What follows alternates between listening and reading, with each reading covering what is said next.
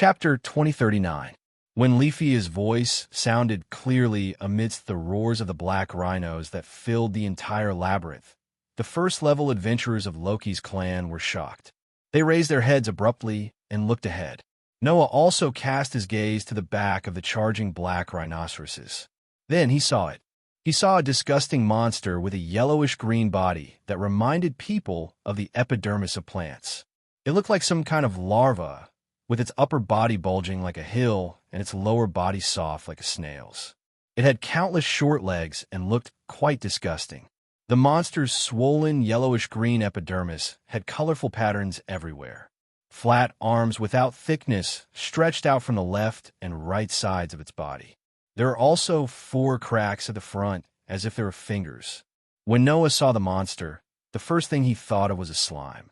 However, slimes were creatures made of mucus, while the monster in front of him had solid flesh and countless short legs like a larva and flat tentacles like a devil ray. Even with Noah's eyes that had traveled to many worlds, such a monster could only be described as disgusting. In fact, the only one who could be considered to have a normal girl's heart. Leafy's pretty face had long turned green. What made Leafy's face turn green was that there was more than one such monster.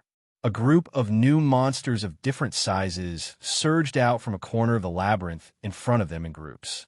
Like lumps of yellowish-green meat squirming, they filled the entire passage and crowded together in the passage ahead. In the next second, everyone saw it. The front end of the lumps of meat split open, opening a gap covered with disgusting mucus that looked like a mouth. Seeing this scene, Noah's eyes suddenly flashed. Finn also opened his eyes wide. Then, Finn immediately shouted loudly, "Charge! Turn into the fork in front." Finn's shout brought everyone back to their senses. Hayadash, Tiona, and Tyene, who were in the vanguard, quickly beheaded 2 black rhinos. Then, they took the lead and rushed into the fork in front of them with the whole team. Almost at the same time, the larva-type monsters opened their mouths and sprayed out a stinky liquid. Suddenly, a large amount of purple-black liquid formed a surge. Like sewage flowing through a drain, it violently washed the entire passage in front of the larva-type monsters. Accompanied by a bone-chilling sound, everything that came into contact with the purple-black liquid, whether it was the floor, the walls, or the ceiling, seemed to have been corroded. More than half of it was dissolved. The black rhinoceroses that were still charging forward were directly swept into the purplish-black current, letting out a series of shrill cries. Soon after, even their skin and bones were corroded, like molten steel, causing one scalp to go numb. Finn and the others who rushed into the fork clearly saw this scene. On the other hand, Noah finally understood why those monsters could dissolve weapons. It wasn't because they knew how to use this type of attack. It was not just a weapon.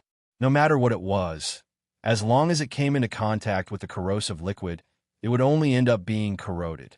It was no wonder that in the last expedition, Loki's minions whose weapons were dissolved had to retreat. If even the weapons were dissolved, facing such a monster empty-handed, even if it was a LV-5 or LV-6 level 1 adventurer, whoever touched it would die. Even if they didn't die, they would end up seriously injured. This group of hateful monsters, they're still so disgusting.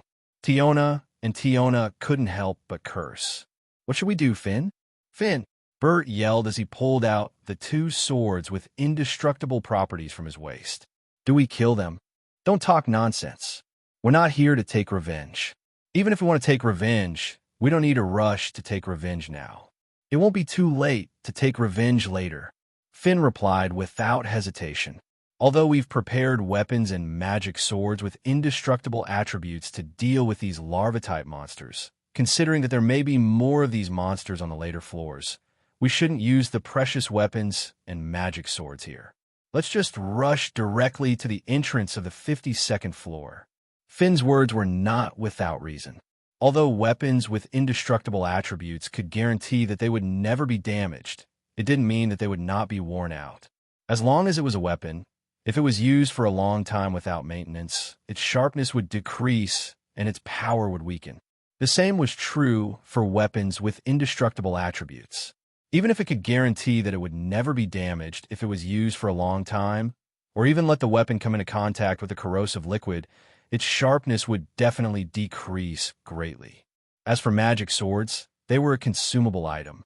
If they could be saved for later, of course, it would be best to save them. So, continue to maintain the formation and rush forward. There are 2 forks in the next road, both leading to the entrance of the 52nd floor. Finn ordered, "We'll take the left one directly. That one is closer to the entrance of the 52nd floor." Everyone nodded in agreement. However, at this time, Noah and AIC spoke at the same time and said this in unison. "No, take the right one." Everyone was stunned. Even Noah and AIC looked at each other with a startled expression. Obviously, they didn't expect each other to say the same thing. Under this situation, it was Finn who reacted first. "What's wrong?"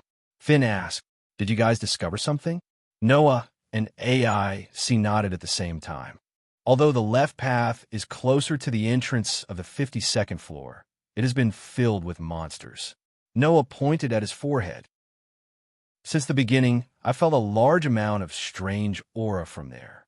I'm afraid it's the new type of monsters." "Is that so?" Finn nodded thoughtfully and looked at AIC. "AIC, did you notice it too?" "Yes." AIC nodded her slender chin and said, "In the wind, there are many monster scents. Wind Spirit Scamper. That was the only magic that AIC had. It was an additional magic that could wrap the wind around the limbs, body, and even weapons to increase attack, defense, and speed. It could even give her the ability to fly for a short distance." When she first met Noah, AIC, who thought that Noah was a pervert who peeped at the goddesses bathing, used this magic to fight with Noah. Through this magic, although AIC had just been promoted to LV6 not long ago, her strength could almost be said to be at the top even in LV6. Now, because Crush had not been perfectly controlled, AIC was wearing a bracelet that restricted the activation of magic, and even her own magic was sealed. However, the sharp senses brought by magic still existed, allowing AIC to feel some movements and abnormalities brought by the surrounding wind. Therefore, AIC was able to find a large number of larvae monsters in the left passage ahead, just like Noah, who had excellent sensing ability. Since Drake and AIC said so, then it must be correct. Finn did not hesitate to cancel the decision just now. Considering that the passage on the left is occupied by a new type of monster, even if it's closer to the entrance of the 52nd floor, once we start fighting, it'll take longer. More importantly, we'll have to use up the items we have on hand. It's not worth it. Let's take the passage on the right. Got it. Everyone agreed without hesitation. The group began to charge forward again, killing the newly produced monsters that broke through the walls on both sides of the passage. They rushed into the right passage like a hot knife through butter. Leafia, who was protected in the middle by a group of level 1 adventurers, gritted her teeth and tried her best to keep up. Noah, who was also protected in the middle, looked around at the monsters that broke through the walls. His dark eyes narrowed slightly. As if to respond to Noah's thoughts, Athena's voice sounded in his heart. "It seems that the larvae are not ordinary monsters." This was what Noah was thinking. The reason why Noah thought so was very simple. This was because none of the monsters that were born from the surrounding walls were the so-called new species of monsters. In that case, Noah had to be suspicious of one thing. Are those monsters produced by the dungeon? Chapter 2040. As mentioned before, from the 51st floor onwards, the dungeon finally had the appearance of an underground maze, and the structure was a formal maze. Even if there was a map, if one accidentally went the wrong way, one would immediately be dizzy and then be swallowed by the monsters that constantly broke through the walls. Finally, one's strength and props would be exhausted, and they would end up being eaten by the monsters. Under such circumstances, the most taboo to enter the 51st floor was undoubtedly rushing. Once rushing and going the wrong way and falling deep into the maze, then no matter how powerful the team was, if they could not find the exit to the 50th floor, they would die sooner or later. At that time, When Noah got lost on the 51st floor, he completely relied on the strength that far exceeded the monsters on this floor. No matter what monsters came, they were all killed in an instant, ignoring the threat of monsters. And with the help of props, he found the exit to the 50th floor and left the maze. Even so, Noah was still trapped in a maze on the 51st floor for 3 whole days. This time, they didn't have the omnipotent treasure vault. If they got lost again, they could only force their way to the top. Therefore, on this floor, rapid marching was an absolute taboo. However, this saying obviously did not work on the people of Loki's clan. Turn left at the fork in front. Next is right. Go straight ahead. If there are 3 forks, immediately rush into the middle one. In the rush, Finn kept giving instructions in a very clear tone, leading the adventurers of the whole team to turn left and right, and they didn't know how many laps they had turned, but he still very calmly gave instructions on the route without the slightest hesitation. Obviously, Finn had already thoroughly mastered the terrain of the 51st floor and firmly memorized the map in his mind. However, since they wanted to enter the unreached area, they still had to grasp this degree. Therefore, no one doubted Finn's instructions. Even if they had completely lost their heads after turning left and right, they still ran on the correct route, constantly closing the distance to the entrance of the 52nd floor. Throughout the entire process, the monsters that broke through the walls were still coming in an endless stream. Similarly, the horde of monsters that rushed in from the front and back of the tunnel did not stop at all. On the other hand, Ace, Tiona, Bert, Finn, Riveria, Gareth, and the others used the most efficient methods to slay the attacking monsters. They didn't care about the magic stones and loot at all. While protecting Noah and Leafia, they charged into the tunnel. Gradually, the black rhinoceroses were no longer the only attacking monsters. There was also a spider-like monster that could leap over roofs and walk on walls. Seeing this situation, AIC and the rest were not discouraged. Instead, their spirits were lifted. The types of monsters are starting to change. Finn licked his thumb. We're almost at the entrance to the 52nd floor. Just as Finn said, the entrance to the 52nd floor soon appeared in front of everyone. It was also a hole, but there was a staircase leading to the floor below. Theon, destroy all the surrounding walls. Finn's eyes glowed as he gave the order. Riveria, Gareth, I'll leave the monsters behind to you guys. The level 1 adventurers who were named immediately started to move. Hey, break for me. Tiona and Theon rushed out from the left and right. The dual blades and axes in their hands were like windmills as they heavily smashed into the rock walls on both sides of the entrance to the 52nd floor. Boom! In the simultaneous roar, the solid rock walls were instantly destroyed by the 2 slender Amazon girls, and a large amount of sand was raised. On the other side, Gareth and Riveria, who were in charge of bringing up the rear, suddenly turned around and faced the tunnel behind them. Roar, roar, roar, roar. A large group of spiders and rhinoceroses let out terrifying roars as they charged forward. Ha ha, watch me. Gareth let out a loud laugh and grabbed the battle axe in his hand. His short but incomparably strong body leaped into the air. In the next moment, the battle axe in Gareth's hand also turned into a dancing windmill and smashed into the ceiling fiercely. Boom! A muffled explosion resounded through the air.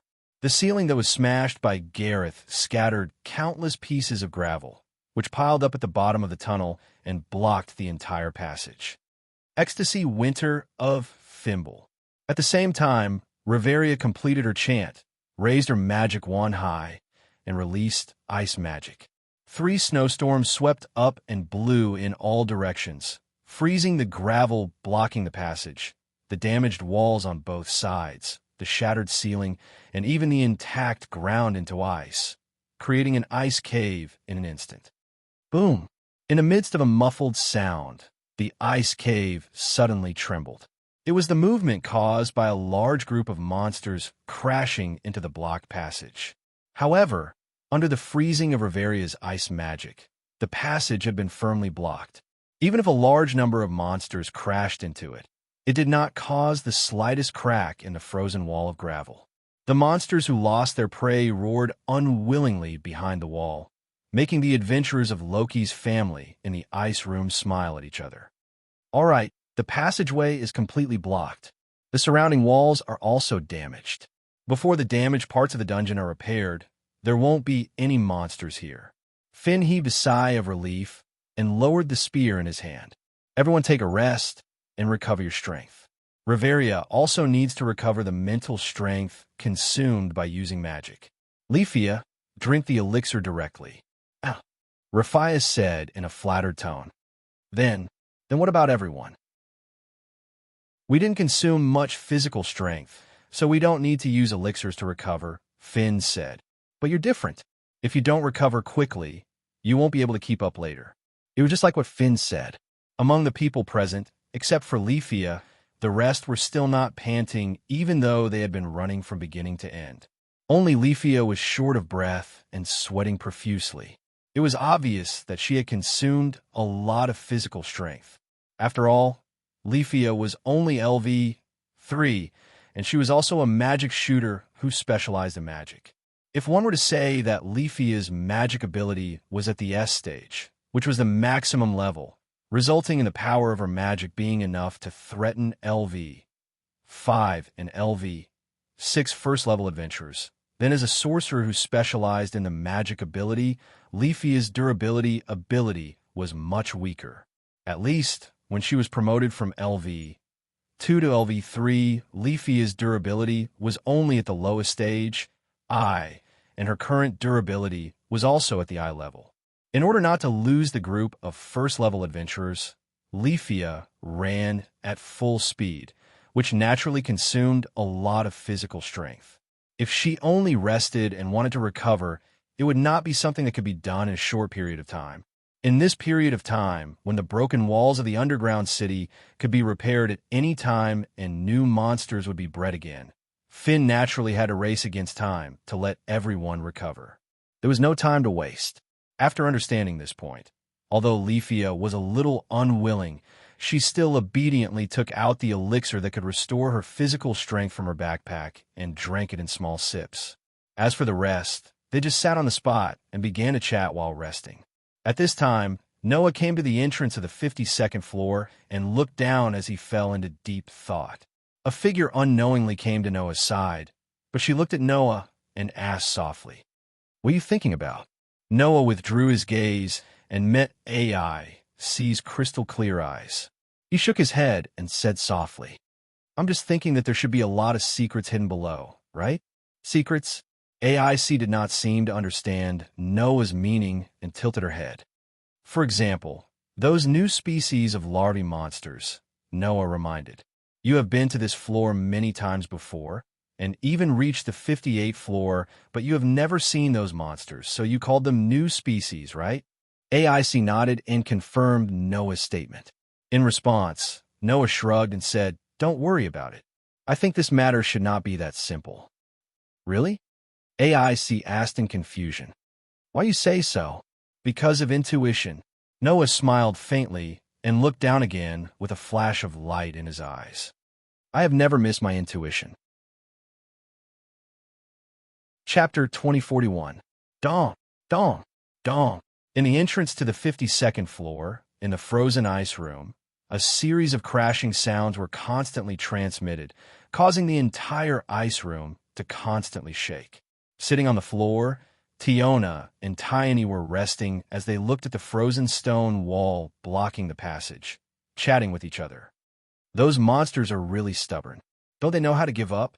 Although the monsters on the 51st floor are much smarter than those on the floors above, they are still monsters after all. In terms of intelligence, they can't compare to humans. While Tiona and Tiny were chatting, Bert leaned against the wall and closed his eyes to rest. Gareth and Riveria were also chatting, but they were just passing the time, seizing the opportunity to recover their physical strength and mental strength. In fact, the first-level adventurers didn't consume much physical strength and mental strength.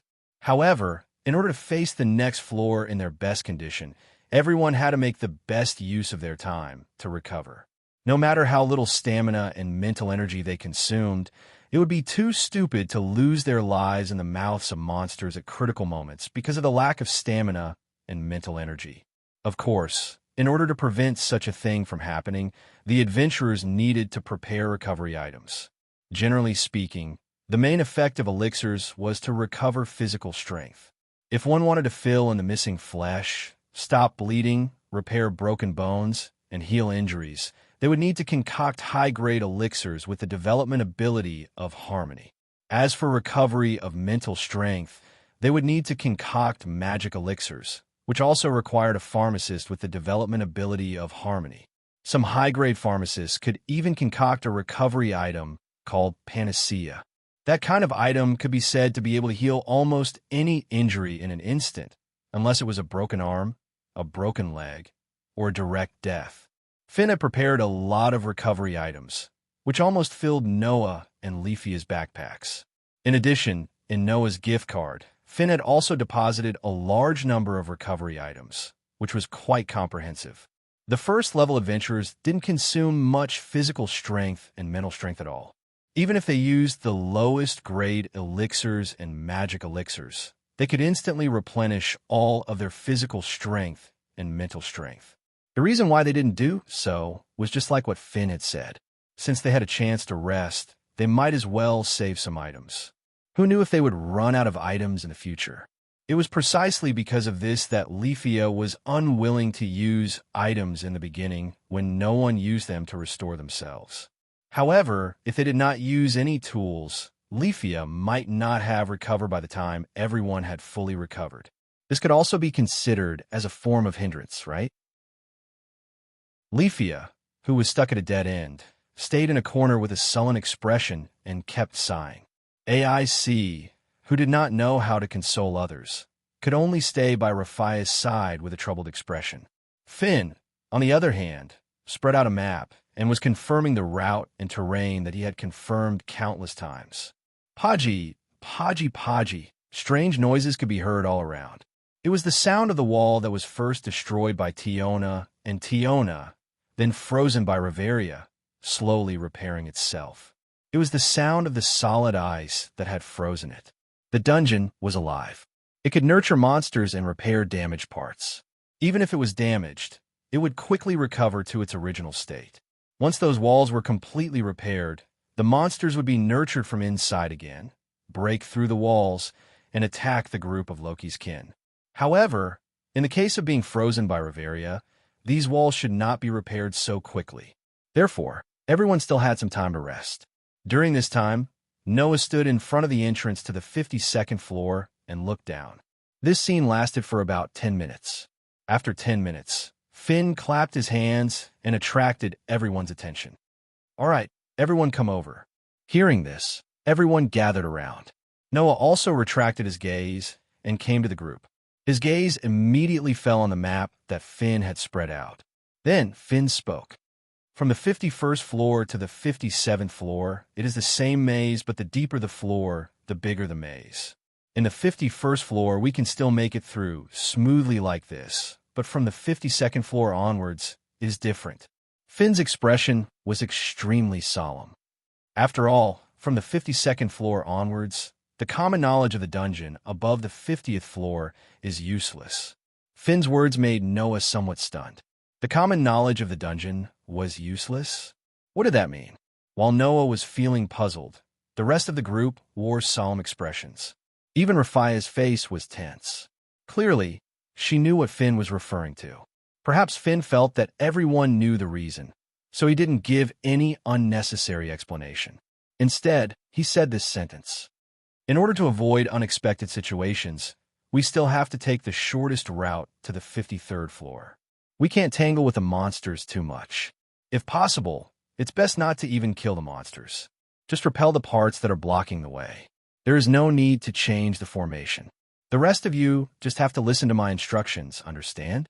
Everyone nodded their heads. Finn put away the open map and turned to look at Rafia. "Rafia, how is your recovery?"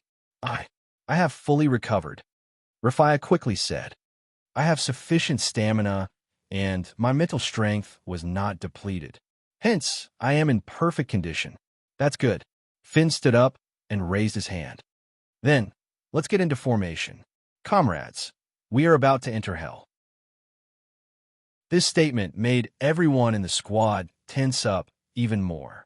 At the same time, it also confirmed one thing for Noah. From a 52nd floor onwards, there was definitely something that was different from the 51st floor. Could it be the floor master? If there was a floor master on the 52nd floor, it would definitely be level 7, right? If that was the case, Finn and the rest had reason to be cautious. However, after thinking about it for 3 minutes, Noah finally understood what was going on. He understood why Finn said that the 52nd floor was hell. He understood why Finn said that the common knowledge of the dungeon was useless. Let's go. Under Finn's order, with Tiona in the lead, the team suddenly rushed into the cave entrance and rushed down the stairs. Then, at their fastest speed, they followed the black lead-colored labyrinth that was almost no different from the 51st floor and ran out as fast as they could. Their speed was at least 3 times faster than when they were on the 51st floor. This speed was already the maximum speed that Rafia could display. However, everyone still felt that this was not enough. Their faces were tense, and they kept increasing their speed, causing Rafia to bite her lip. It was as if she had broken through her limit, and she tried her best to keep up with the team. Rather than saying that they were in a hurry, it was better to say that they knew that they would encounter something terrible below and planned to escape. Under such circumstances, Noah also noticed that something was wrong. The team of Loki's clan was like a gust of wind, running wildly in the labyrinthine passageway, causing the sound of footsteps to be constantly heard. Around them, monsters began to appear, but almost none of them chose to approach. Instead, they were like a pack of wolves lurking in the shadows, with red eyes, watching Noah and the others run by. The abnormal situation made Noah frown slightly. Suddenly, a voice sounded in Noah's mind without any reason. The one who suddenly spoke was not Aster or Athena, but Deleg. Deleg only said this one sentence. "Partner, there's a dragon's aura." Just as Deleg's voice sounded, Noah's sensing ability was like a radar that had been detonated, feedback waves of scorching aura back to him. Feeling that aura, Noah's eyes suddenly widened, because that aura was not in front, not behind, and not on the left or the right, but below. Feeling that scorching aura that was getting closer and closer, Noah and Aze spoke almost at the same time. "It's coming." As soon as the voice fell, kaboom! A deafening roar resounded. Under the ground where the Loki clan's people stepped on a second ago, a violent flame suddenly burst out, digging up the ground, blasting the soil, setting off billowing heat waves and violent shock waves, instantly completely changing the terrain of this space. The ground exploded. Chapter 2042. Boom! The flames that exploded the ground were like an erupting volcano, setting off a scorching pillar of fire. The scorching flames soared into the sky, setting off layers of heat waves while reaching the ceiling of the 52nd floor. The ceiling was scorched black and almost did not penetrate and spread to the 51st floor. The red lotus-like flames illuminated the faces of Noah and the others, dyeing the originally lightless 52nd floor into a fiery red color. At this moment, the faces of Aze, Tiona, Finn, Riveria, Gareth, Bert, and the others became ugly. Leafia's pretty face was pale, without a trace of blood left. Even Noah was shocked by the abnormal situation in front of him. That scene was like the detonation of an incendiary bomb, making everyone's heart feel as if it was grasped tightly by a hand that represented death, almost shattering into pieces. "Quick!" Finn yelled without caring about his image. "Full speed ahead." No one objected to Finn's order. Everyone took out their fastest speed, and with a momentum that seemed to want to crush the ground, they turned into a gust of wind and rushed forward. Damn it! Bert's angry curses rang out. Did we get sniped as expected? Sniping. It was indeed sniping. The scorching aura that came from afar all told Noah that something was sniping them and the others. It was on the floor below. Noah finally understood why Finn said that common sense above the 50th floor was useless here. Above the 50th floor, the monsters were all entrenched in their own floors, and there were very few examples of crossing floors. If an adventurer encountered a monster on another floor, the probability of winning 1,000,000 Varus with 100 Varus was not much higher than going to a casino. Now, Noah and the others encountered something even more abnormal. It was not the appearance of a monster crossing floors. It was the attack of a monster crossing floors. Some kind of monster with long-range attack means was on the floor below, like a cannon, aiming at Noah and the others who were marching on the 52nd floor, and sniping. This was absolutely impossible to encounter in the area above the 50th floor. However, Noah just had to encounter it. In this floor that Finn compared to hell. In the next second, Noah and AIC's expressions changed again. The violent and scorching aura once again approached from below at an astonishing speed. Boom! A roar that was loud enough to hurt one's eardrums resounded through the maze again. Behind Noah and the others, the ground was directly blown up by the huge fireball that soared into the sky, setting off raging flames all over the sky, like a fiery red wave, attacking the surroundings. Gareth and Riveria, who were at the back, let out muffled groans. The rest of the people also more or less let out sorrowful cries. If it weren't for the fact that the people here were all-powerful adventurers, they would have been blown away by the strong wind and rolled to the ground. The sniping across the floors was still ongoing. Noah, A's. Finn was so anxious that he even called out Noah's real name. Can you feel how many enemies there are? No, no. A's answered with a voice that was much louder than usual while running. The distance is too far. I can only feel the bombardment. I can't either. Noah closed his eyes, activated his sensing ability, and immediately shook his head. The distance is really far, at least below the 55th floor. There's no trace of the enemy at all. Sure enough, it's not possible. Finn bit his thumb. During this period, the scorching fireball once again blasted the ground behind the running group of Rockies, directly melting the thick rock in a liquid like magma, covering the ground one after another. Boom, boom, boom. The ground that had been blasted open by the violent explosion gradually began to crack, causing the rubble to crumble like pieces of trash as they continuously followed the crater and collapsed downwards. In the blink of an eye, one after another large hole appeared in the passage of the 52nd floor. The surrounding was like magma was baked into a fiery red color, like a burning furnace, making people speechless. Under such circumstances, in order to avoid the bombardment from below, the group of Rockies could only run with all their might. They could not stay in the same place. If they stayed in the same place, they would end up being burned to ashes along with the ground. No one wanted to end up like that.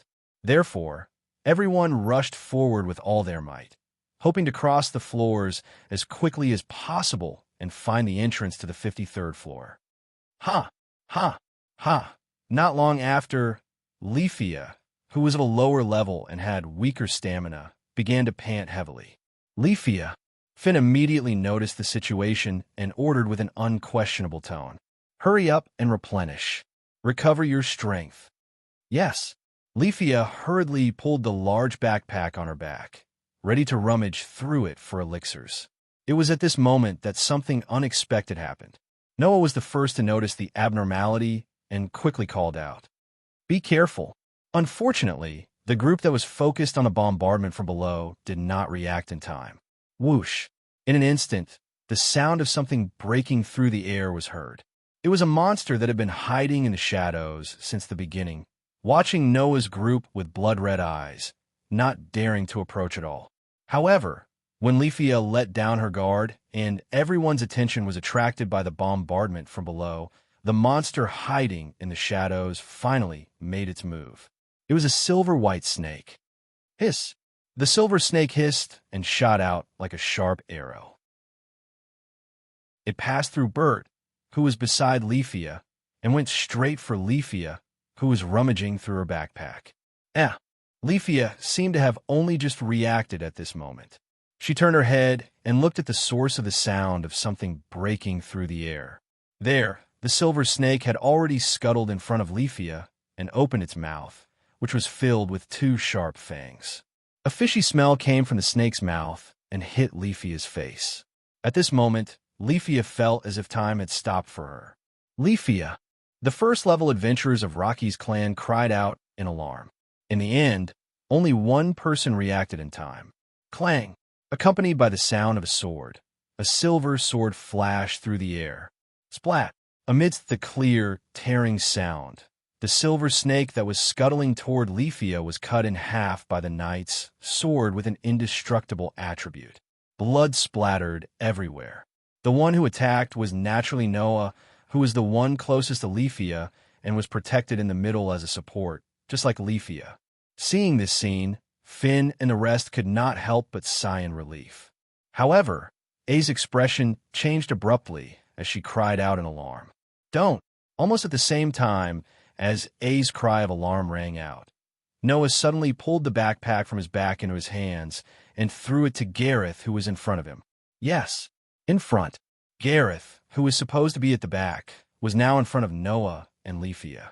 The situation happened too suddenly, causing Leafia to fall behind and be overtaken by Gareth and Riveria, who were at the back. As for Noah, in order to save Leafia, he also fell behind.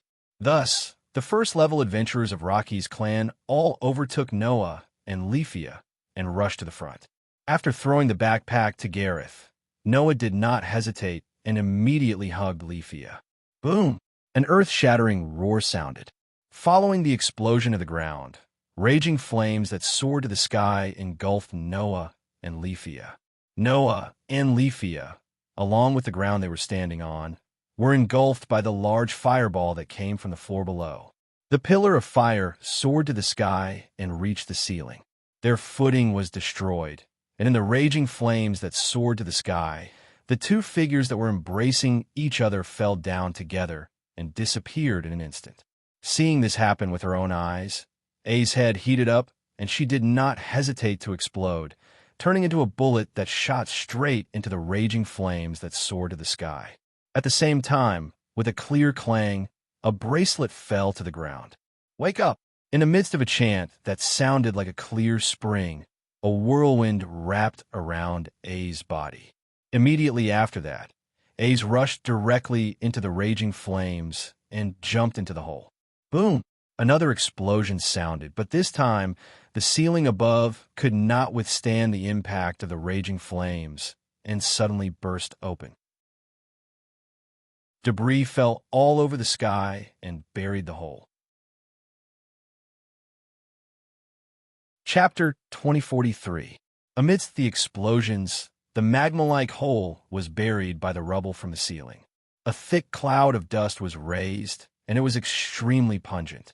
Under such circumstances, Noah, A's, and Leafia disappeared from everyone's sight. A's, both Tiona and Tiorn's expressions changed. Bert also clicked his tongue. Just as he was about to rush over, he was immediately stopped. No one is allowed to return. Finn ordered in a strict tone. We can't stop. Otherwise, we'll be sniped. Keep going. Isn't this a little too much? Bert's expression became abnormally ugly. Do you think AIC will be fine if she brings those two burdens along and roams the lower floors alone? It will be fine. Finn answered without hesitation. As long as that man is here, no matter what, it won't be a problem to keep one life. What we need to worry about is ourselves. Everyone, keep going. This is the commander's order. Finn didn't care whether Bert would follow his orders or not. He immediately turned around and continued to rush forward. Let's go, Riveria also said. Finn's words are always right. Don't think about jumping into any random hole that has been blasted open. Gareth even warned them. With the floor as a barrier, the enemy won't be able to hit us 100%. But if you jump in directly, you'll be exposing yourselves to the muzzle of the cannon. If you die, you can only blame yourselves. After saying that, Riveria and Gareth followed Finn. We'll be fine. Finn is right. With that man here, rather than worrying about them, it's better to worry about ourselves. Tiona and Tiorn struggled for a moment before sighing. Then, they picked up their pace and chased after them. Only Bert was left. He clenched his fists and looked at the buried hole. He cursed angrily. Bastards! After that, Bert followed them and continued to rush through the labyrinth. Kaboom! After an unknown number of explosions, the scorching big fireball turned into a cannonball that soared into the sky and exploded in the entire crater. The soaring flames formed a deadly wave of fire, rolling into space. In an instant, it enveloped several floors, dyeing everything in its path with a fiery red color, making people think of the inside of a volcano. It was extremely shocking. Terrifying heat filled the entire labyrinth. That high temperature was definitely able to melt a thick piece of steel into molten iron in an instant. If someone was directly engulfed by such a wave of fire, they would definitely turn into ashes in an instant. However, in the midst of such a spreading wave of fire, a brilliant white light suddenly shone. Clank! The dazzling white light suddenly expanded and covered the entire wave of fire in the blink of an eye. Under the cover of the white light, the boiling hot wave of fire suddenly trembled. It was as if it was neatly split apart, bursting out a dazzling white line. Bang! At the moment of the muffled explosion, the boiling hot wave of fire exploded and was truly split into neat blocks. Then, it scattered into sparks that filled the sky and dissipated in the air. Only then did the dazzling white light gradually converge, revealing the scene at the center. Their two figures were tightly hugging each other. They were directly floating in midair and did not fall down. Leafia opened her eyes with lingering fear as she muttered in a daze. I'm still alive? Yes. Noah hugged Leafia's slender waist with one hand and hugged her in his arms. Looking at Leafia, who subconsciously hugged him tightly, he laughed out loud. You're still alive for now, but I don't know what will happen later. Leafia was slightly startled. Under Leafia's startled gaze, Noah lowered his head, looked down, and said indifferently, After all, we're now exposing ourselves to the enemy's cannons. Hearing Noah's words, Leafia's pretty face stiffened. She lowered her head abruptly and looked down. In the next second, Leafia saw it. Hundreds of meters below, in a vast cavern, a few gigantic creatures were standing side by side, looking up at the sky. Their eyes flashed with a ferocious light. Looking at those gigantic creatures, Leafia's heart trembled again and again. No matter in which world, dragons were one of the most powerful creatures. This principle was also applicable in the underground city. All the adventurers believed that in the underground city, among the monsters of the same level, the most powerful existence was the dragon, unless there was a floor owner. Otherwise, if there were dragon-type monsters on a floor, these dragon-type monsters would definitely be the most powerful existence on that floor. Therefore, out of fear of dragon-type monsters, the adventurers collectively called them the Monster Kings. At this moment, Leafia saw the kings of these monsters. Moreover, there were the Monster Kings from the 58th floor. Ooh. Amidst the earth-shaking dragon roars, in the cavern of the 58th floor, a few gigantic red dragons lined up and roared at Noah and Leafia in the distance. They were more than 10 meters long, even bigger than the floor owner on the 17th floor, Goliath. They stood on their feet, but did not have wings. Looking at those gigantic red dragons roaring at the sky, Leafia squeezed out a voice with difficulty. Cannon dragon. Cannon dragon. That was the main culprit that turned the area from the 52nd floor into hell. It was a type of monster that only appeared on the 58th floor. Like its name, these gigantic red dragons could spit fireballs and launch cannons. Their cannons could bombard the 53rd to 57th floors all the way to the 52nd floor. Therefore, once an adventurer stepped onto the 52nd floor, these cannon dragons would all sense it and launch a merciless sniper attack at the enemy who was 5 or 6 floors away. What did this mean?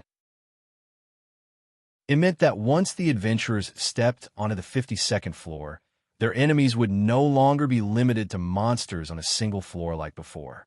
From the 52nd floor onwards, the common sense of dungeons would no longer be useful. The reason for this was these cannon dragons. The gigantic red dragons that were more than 10 meters long roared in unison, slowly opening their ferocious mouths filled with sharp fangs. Inside, waves of violent flames began to surge and compress into shape in the mouths of the cannon dragons, turning into gigantic fireballs. The group of cannon dragons pointed their cannon muzzles, dragon mouths, directly above them and spat out scorching fireballs. The gigantic fireballs immediately exploded the ceiling above the cannon dragons, which was the floor of the 57th floor. They blasted the ground of each floor and soared into the sky, all the way to the 52nd floor. The cannons from the 58th floor must have caused Finn and the others to flee in panic, not daring to stay in the same place, right? One of the gigantic fireballs pierced through the ground of each floor that had already been blasted apart and shot toward Noah and Leafia, who were floating in the air. The heat wave had already arrived in front of Noah and Leafia. Just as Leafia's pretty face turned pale and a cold glint flashed across Noah's eyes, the sound of something breaking through the air suddenly rang out from above. A figure surrounded by formless wind and waves descended from the sky. Like a dazzling meteor, she shot straight toward the gigantic fireball that soared into the sky. Dong! Amidst the deafening explosion, the silver rapier was like a long spear as it pierced through the fireball that was shooting towards her. Waves of fire surged into the sky, but they were blown away by the wind that lingered around her slender body. Looking at the figure that suddenly descended and was surrounded by wind, Leafia cried out in surprise. "Miss Ace!" Hearing Leafia's call, Ace, who was holding the indestructible rapier and surrounded by wind, turned her head and looked at Noah and Leafia, who were floating in the air. The expression on her pretty face softened a little. Ace immediately spoke softly. "Are you guys all right?" I'm fine," Leafia hurriedly replied. As for Noah, he glanced at the surroundings and said, "Let's go. Something will happen very soon." Why did he say that? Because Noah and the other two were already surrounded. Roar, roar, roar, roar. Amidst a dragon's roar that was completely different from a cannon dragon's, purple-blue flying dragons that looked like pterosaurs flew out of the gaps in the floors and swarmed toward Noah and the others. Chapter 2044. In the past, before Loki's clan and Freya's clan had risen, Eulalia also had two of the most powerful clans known as the Double Kings, ruling the peak of the entire May City. One of the two clans was called Zeus's clan, and the other was called Hera's clan. Among them, Zeus's clan's main business was to explore the dungeon. Like Loki's clan, they were the most typical exploration-type clans. That clan had once reached the 59th floor, and until now, it still had the highest record of reaching the floor. And after Zeus's clan declined and was replaced by Loki's clan and Freya's clan, no one had ever reached the 59th floor again. Of course, Zeus's clan had also set foot on the 52nd floor and was bombarded from the 58th floor. The cross-floor sniping was not only like a joke, but also made the 52nd to 58th floors a real area. Even if the adventurers were lucky enough to avoid the cannon dragon's sniping, it would lead to another danger. The floors were connected. Just like the middle floor had vertical holes that could connect the upper and lower floors, the cannon dragons would forcefully open the vertical holes on the 52nd to 58th floors. Then, in each connected floor, another kind of monster king would appear. That was, in the horizontal holes that connected the vertical holes like an ant's nest, there were flying dragons more than 3 meters long. For these monster kings with wings, the vertical holes that were forcefully opened by the cannon dragons were simply the gates of a cage. Once they appeared, the flying dragons would break free from the cage called the floor and attack the adventurers through the vertical holes opened by the cannon dragons. In other words, this was another kind of attack that ignored the floor. The cannon dragons and flying dragons, which were collectively known as the Monster Kings, were the factors that turned the 52nd to 58th floors into hell. Therefore, Zeus's clan who had set foot here called this area the Dragon's Kettle. It was a true Dragon's Kettle cave. Whoa, whoa, whoa, whoa. The roars of the cannon dragons set off bursts of flames that were compressed between their ferocious fangs. Roar, roar, roar, roar, roar. The roars of the wyverns turned into waves that reverberated throughout the wilderness of the maze. While the cannon dragons on the 58th floor continued to bombard the first-level adventurers of Loki's clan on the 52nd floor, a dense group of flying dragons flew out from the horizontal holes on the 56th and 57th floors and surrounded Noah, Aze, and Leafia through the vertical holes. In terms of circumstances, there was really nothing worse and more dangerous than the current development. Not to mention, Leafia could not fly yet. A's ability to fly for a short period of time using magic was also about to reach its limit. Faced with the current situation, it couldn't get any worse. AIC's expression hardened. Just as she was about to attack, she was pulled into Noah's embrace by his other hand. Noah, who was hugging Aid with one hand and Leafia with the other, lowered his eyes and looked at the 58th floor several hundred meters below. He suddenly said this. "Let's go straight to the 58th floor." Huh? Aze and Leafia were stunned. In response, Noah only said this one sentence. "Let's get rid of all the cannon dragons and lure the surrounding wyverns away. This way, Finn and the rest won't be in danger." A's eyes lit up. Only Leafia had an uneasy expression on her face. "There are only 3 of us. Can we deal with so many cannon dragons and wyverns? Is there a way?" Noah curled his lips and smiled. "Well, no, once we try." As soon as he finished speaking, swoosh! In the faint sound of the air being torn apart, Noah's figure suddenly turned into an arrow that left the bow and swooped down to the floor below. Roar, roar, roar, roar. The wyverns that surrounded them saw that the enemy did not escape and instead rushed down.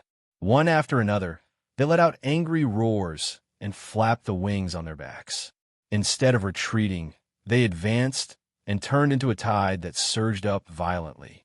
In the blink of an eye, the adventurers from the sky and the monsters from the underground met resolutely and collided with a loud bang. There was no suspense. The large group of wyverns that had an absolute advantage in terms of numbers instantly engulfed Noah, A's, and Leafia's group. The 3 of them were completely submerged and could not be seen at all. However, almost at the same time, a light and lively voice sounded. Wind. In the instant that extremely short chant sounded, a gust of wild wind burst out from the wyverns. Aze, who was surrounded by an invisible whirlwind, waved the thin sword in her hand fiercely, interweaving a series of silver sword flashes. Like a violent storm, she slashed in all directions. Slash, slash, slash. In incomparably clear, tearing sounds, the large wyverns were sliced into pieces by the sword array, made of thin swords that were enhanced by wind and had increased attack power and sharpness. Fresh blood splattered on the ground. At this moment, Aze, who was in Noah's arms, seemed to have transformed into a meat grinder. She weaved a sword dance that sang the song of death, beheading every wyvern that flew away. For a moment, mincemeat flew everywhere, blood splashed, and the wyverns' miserable howls before their deaths resounded throughout the world. It was frightening. Undoubtedly, it was such a bloody scene. Aze, who was constantly weaving the sword dance, did not let a single drop of blood touch her body. Her waist-length hair fluttered in the wind, and her cold and beautiful face was suffused with holiness.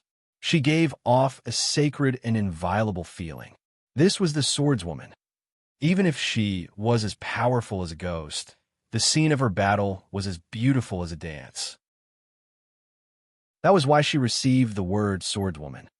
Hugging the world's most beautiful meat grinder, Noah shot down like a sharp arrow, turning himself and the others into a sharp knife, piercing through the densely packed wyverns that were violently surging towards them. Thus Noah, A's, and Leafia's group of 3 crossed the 53rd floor and even immediately crossed the 54th floor. Through the tunnel forcefully opened by the cannon dragons, they swept towards the 58th floor. Roar, roar, roar, roar, roar. Breaking out of the encirclement while holding an absolute advantage in numbers, the wyverns were furious. One after another, they let out roars that shook the air and chased after them. However, the wyverns seemed to understand how dangerous it was to approach them.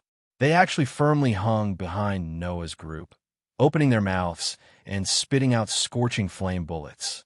These wyverns actually also knew how to use long-range breath attacks. However, there was a clear difference between the wyverns' breath attacks and the cannon dragons. At least, the cannon dragon's fireballs were as large as 3 or 4 meters in diameter, while the wyvern's flame bullets were only the size of a human head. It was obvious that they were proficient in different areas. However, although the quality was not high, the quantity was quite shocking.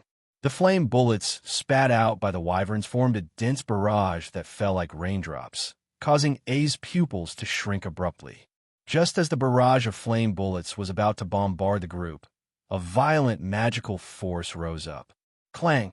A dazzling white light burst out from Noah, who was carrying a young girl with both hands and had no free hands, and covered the group of 3 that swooped down. As soon as the flame bullets fell from the sky came into contact with the dazzling white light, they immediately paused one after another, and were immediately divided into cubes by the white lines one after another before exploding with a loud bang. The barrage that was enough to make any adventurer of a clan shudder was easily neutralized just like that. The silver swords sliced through the air, killing one after another flying dragons that were charging at him. Boom, boom, boom, boom, boom. The dazzling white light constantly flickered, shattering the flame bullets that fell from the sky one after another. At this moment, Noah and A's, one focused on defense while the other focused on attack, broke through the obstruction of countless wyverns along the way and rushed through several floors as though they were unimpeded. Looking at Noah and A's, Leafia couldn't react for a long time and could only murmur softly. So powerful, 2 people, just 2 people, and they actually strangled a large group of wyverns in hell, which was known as the Dragon Pod, as though there was no resistance. Compared to these 2 people, she was really nothing. Not only was she of no help, but she was also a hindrance. After all, if it wasn't for her, Noah wouldn't have fallen from the 52nd floor, and A's wouldn't have rushed down from the 52nd floor as well. In the end, she was still a hindrance. Thinking of this, Leafia bit her lips, and her eyes burned with fighting spirit. I definitely don't want to be a hindrance. Chapter 2045. The roars of the wyverns reverberated throughout the entire underground maze, causing the monsters that could neither fly nor leave their respective floors to tremble. Noah was still carrying AIC and Leafia as he dove down at an extremely fast speed. Dazzling white light bloomed from his body from time to time, shattering all the fiery bullets that attacked him as he plunged downwards without slowing down. However, the closer he got to the 58th floor, the more obvious the obstacles became. Wyverns flapped their wings continuously from the horizontal holes of the various floors and flew out in groups. Like moths to a flame, they swarmed towards Noah and his party in a dense swarm. As time passed, the number of wyverns increased, causing AIC, who was constantly swinging her sword, to feel a little strenuous. At the same time, the great crimson dragon that had been firing cannons at the first-tier adventurers of the Loki clan began to turn its attention to Noah, AIC, and Leafia, who were diving down. It roared while aiming its huge mouth that was filled with compressed flames at them. Seeing this scene clearly, Noah and AIC's eyes flashed. Just as the 2 of them were about to make their moves, a third person's voice rang out. Proud warriors, archers of the forest, advancing raiders in front, pick up your bows, respond to the voice of your brethren. Knock your arrows. The sudden melodious chant startled Noah and AIC. Although they didn't stop what they were doing, they turned their gazes in another direction. Ignite the flames, lights of the forest. I command you to release your arrows. Fire arrows of the elves, rain down like rain. Burn the barbarians. Leafia, who was being carried by Noah on the other side, had raised the wand in her hand at some point in time. She pointed it downwards, her red lips spitting out clear syllables that sounded like water droplets dripping onto a plate. Amidst the melodious chant, an incomparably mysterious magical formation suddenly appeared at the tip of the wand that Leafia was pointing downwards. It wasn't a magical formation in the true sense of the word. In this world, except for a few special spells, magical formations wouldn't appear when the rest of the spells were used. However, if someone had learned the development ability of Magitech, then a magical formation would appear when they used magic. This magical formation represented the development ability of Magitech. It could enhance the power of magic, expand a range of effect, increase the efficiency of mental strength, and various other benefits when using magic. It was the symbol of a high-grade sorcerer. As the successor of Olivelia, the most powerful sorcerer in Orally, it was impossible for Leafia not to have learned the development of magic conduit. Thus, at the tip of Leafia's wand, complex patterns were drawn on the multiple rings that had been constructed using her mental strength that had been converted into mana. The patterns flickered with a thick golden light, illuminating Leafia's beautiful face. In the next second, Leafia opened her eyes. Suddenly, a surge of flames appeared within the magic array, condensing into thick flame spears that filled the area in front of the magic array. Fire javelins. A rain of fire arrows suddenly descended. Fire javelins that filled the sky fell from the sky, explosively shooting down, forming a barrage of attacks that fell downwards like a torrential downpour. Bang, bang, bang, bang, bang. As a series of continuous explosions rang out, a large amount of flames burst forth, causing waves of fire to sweep out. The flames enveloped the wyverns that charged out from the holes on the various floors, engulfing all of the monsters. The wyverns didn't even have time to scream before their bodies were incinerated, and they were buried in the sea of fire along with their magic stones.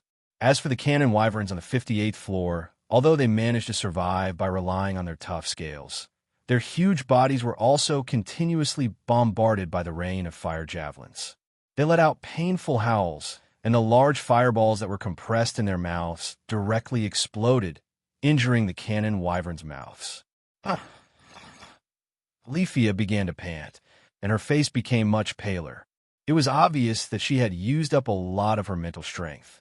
However, Leafia's magic, which used up almost all of her mental strength, allowed Noah and AIC's path to be unobstructed. Even the cannon wyvern's sniping was forced to stop. The result of the battle could not be said to be bad. Finn was right. Leafia was indeed very outstanding.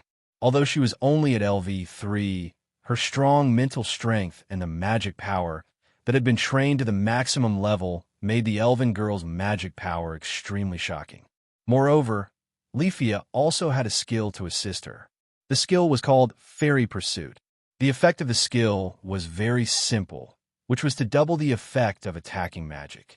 The combination of the two made it so that although Leafia was only at LV3, the power of her magic was enough to threaten LV5 and LV6 first-level adventurers. Under the surprised gazes of Noah and AIC, Leafia forced a smile. I will also help the two of you. Please don't forget about me. This sentence made Noah and AIC laugh. Leafia, AIC said sincerely. Thank you, well done. Noah smiled indifferently. Thanks to you, we are here. Under Noah's words, the vertical hole connecting the 57th and 58th levels was penetrated by Noah. Whoosh! In the sharp sound of the air being torn apart, Noah shot down. His body spun, and he suddenly fell madly. He suddenly kicked hard on the head of Cannon Wyvern. Bang! The kick, which carried an astonishing amount of power, caused the Cannon Wyvern's head to explode. A large amount of minced meat and brain matter splattered everywhere. The big red dragon that had lost its head fell heavily to the ground, raising a cloud of sand. Noah carried the two girls and landed directly on the body of the Cannon Wyvern that had fallen to the ground dead. The whole place was suddenly silent. A few Cannon Wyverns widened their eyes and stared above the corpse of their companion that was covered by the sand. Their eyes flashed with ferocious light. Against the ferocious light, Noah, Aze, and Leafia slowly revealed themselves amidst the flying sand. They looked at the huge red dragons with different expressions and expressions. Leafia was panting as she raised her magic wand. AIC held the thin sword in her hand tightly. Her crystal-clear eyes didn't waver at all. Noah glanced at the surroundings and then met the ferocious eyes of the huge red dragons. The corners of his mouth slowly rose. Ooh, ooh, ooh. Roar, roar, roar, roar, roar. The cannon wyverns and the wyverns that surged out from the big hole in the ceiling surrounded Noah, AIC, and Leafia. They let out resounding roars, causing the dangerous atmosphere at the scene to suddenly rise. A battle was about to break out. On the other side, the Level 1 adventurers of Loki's clan who were galloping on the 52nd floor immediately noticed the abnormality. Tiona tilted her head and said in confusion, "Did the cannon fire stop?" "It seems so." Tiona frowned. "Why did it suddenly stop? Don't tell me there's something else." Bert smacked his lips fiercely. "That's enough." "No, I don't think it's that." Riveria shook her head. "If there's really something else, we wouldn't have been able to escape from the 58th floor in the previous expedition. Also, did you notice?" Gareth looked around and said, "The wyverns don't seem to have appeared either." In other words, the two biggest obstacles that prevented them from reaching the 58th floor had disappeared.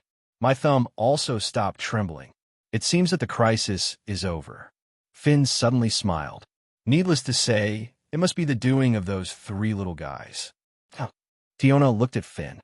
In other words, Big Brother, AIC, and Leafia have taken care of the cannon wyverns and wyverns? I don't think they've taken care of them. Perhaps they've just restrained them, Finn said. That's why we have to go to the lower floors as soon as possible to support them. Should we jump in from those holes? Tiona asked.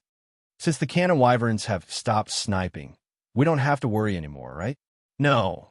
Even if the cannon wyverns stop sniping, the wyverns' threat can't be ignored. If we jump in recklessly, we might be entangled by the wyverns. That's not worth it. Finn shook his head. That's why we should take advantage of this time to hurry up and advance using the regular route. It'll be faster that way. Everyone nodded in agreement. Chapter 2046. On the 58th floor of the dungeon. It was the same terrain as the safety floor on the 18th floor. There was no maze or high wall that blocked the view. There was only a huge cavern made up of black lead-colored walls and a ceiling. The difference was that the 18th floor was circular, while the 58th floor was rectangular. Now, in this vast rectangular cavern, cannon dragons and wyverns surrounded Noah, Aze, and Leafia, who were standing on the Crimson Dragon's corpse from all directions. They let out a chaotic but earth-shattering chorus. The scene was almost no different from the group of dragons formed by 10,000 that Noah had once faced. In addition to the dragon species Monster King, there were all kinds of other monsters on this floor. However, under the wide area attack spell that Leafia had just expended most of her mental strength to cast, the monsters had either been reduced to ashes or were covered in wounds from the bombardment. Compared to the cannon dragons and wyverns, they were no threat at all. The dragon-shaped monsters stared at Noah, Aze, and Leafia's group with ferocious glints in their eyes. Surrounded by such a large group of dragon species monsters, Leafia gripped her magic wand so hard that her hand turned pale. Even Aze's expression became more tense than usual. She obviously felt that the situation was a little serious. There were only a few cannon dragons present, but there were countless wyverns. After all, cannon dragons only appeared on the 58th floor, while wyverns began to appear on the 55th and 56th floors. They would also build nests and continue to accumulate in numbers. With several floors being connected, the number of wyverns that gathered from each floor by relying on their flying ability was naturally staggering. In terms of level, cannon dragons were classified as level 5. Even if there were only a few of them, it was definitely not a joke. Wyverns were only at level 4, but they were recognized as the strongest king of monsters at the same level. Each of them had a combat power close to level 5. Moreover, there were so many wyverns present that it would not be strange even if there were strengthened species among them. As for the monsters that had survived Leafia's AoE attack, it was very likely that they were rare species as well. Rare species referred to rare monsters that were extremely rare and rarely appeared on each floor. Enhanced species referred to monsters that had killed other monsters and devoured their magic stones. They were enhanced monsters that were more powerful than monsters of the same species. These two types of monsters were much stronger than monsters of the same species and level. If there was a rare species among the monsters surrounding this place, then they had to be careful. If there was a strengthened mutant in the group of wyverns, they would have to be careful. Wyvern was originally the strongest existence in the LV for level.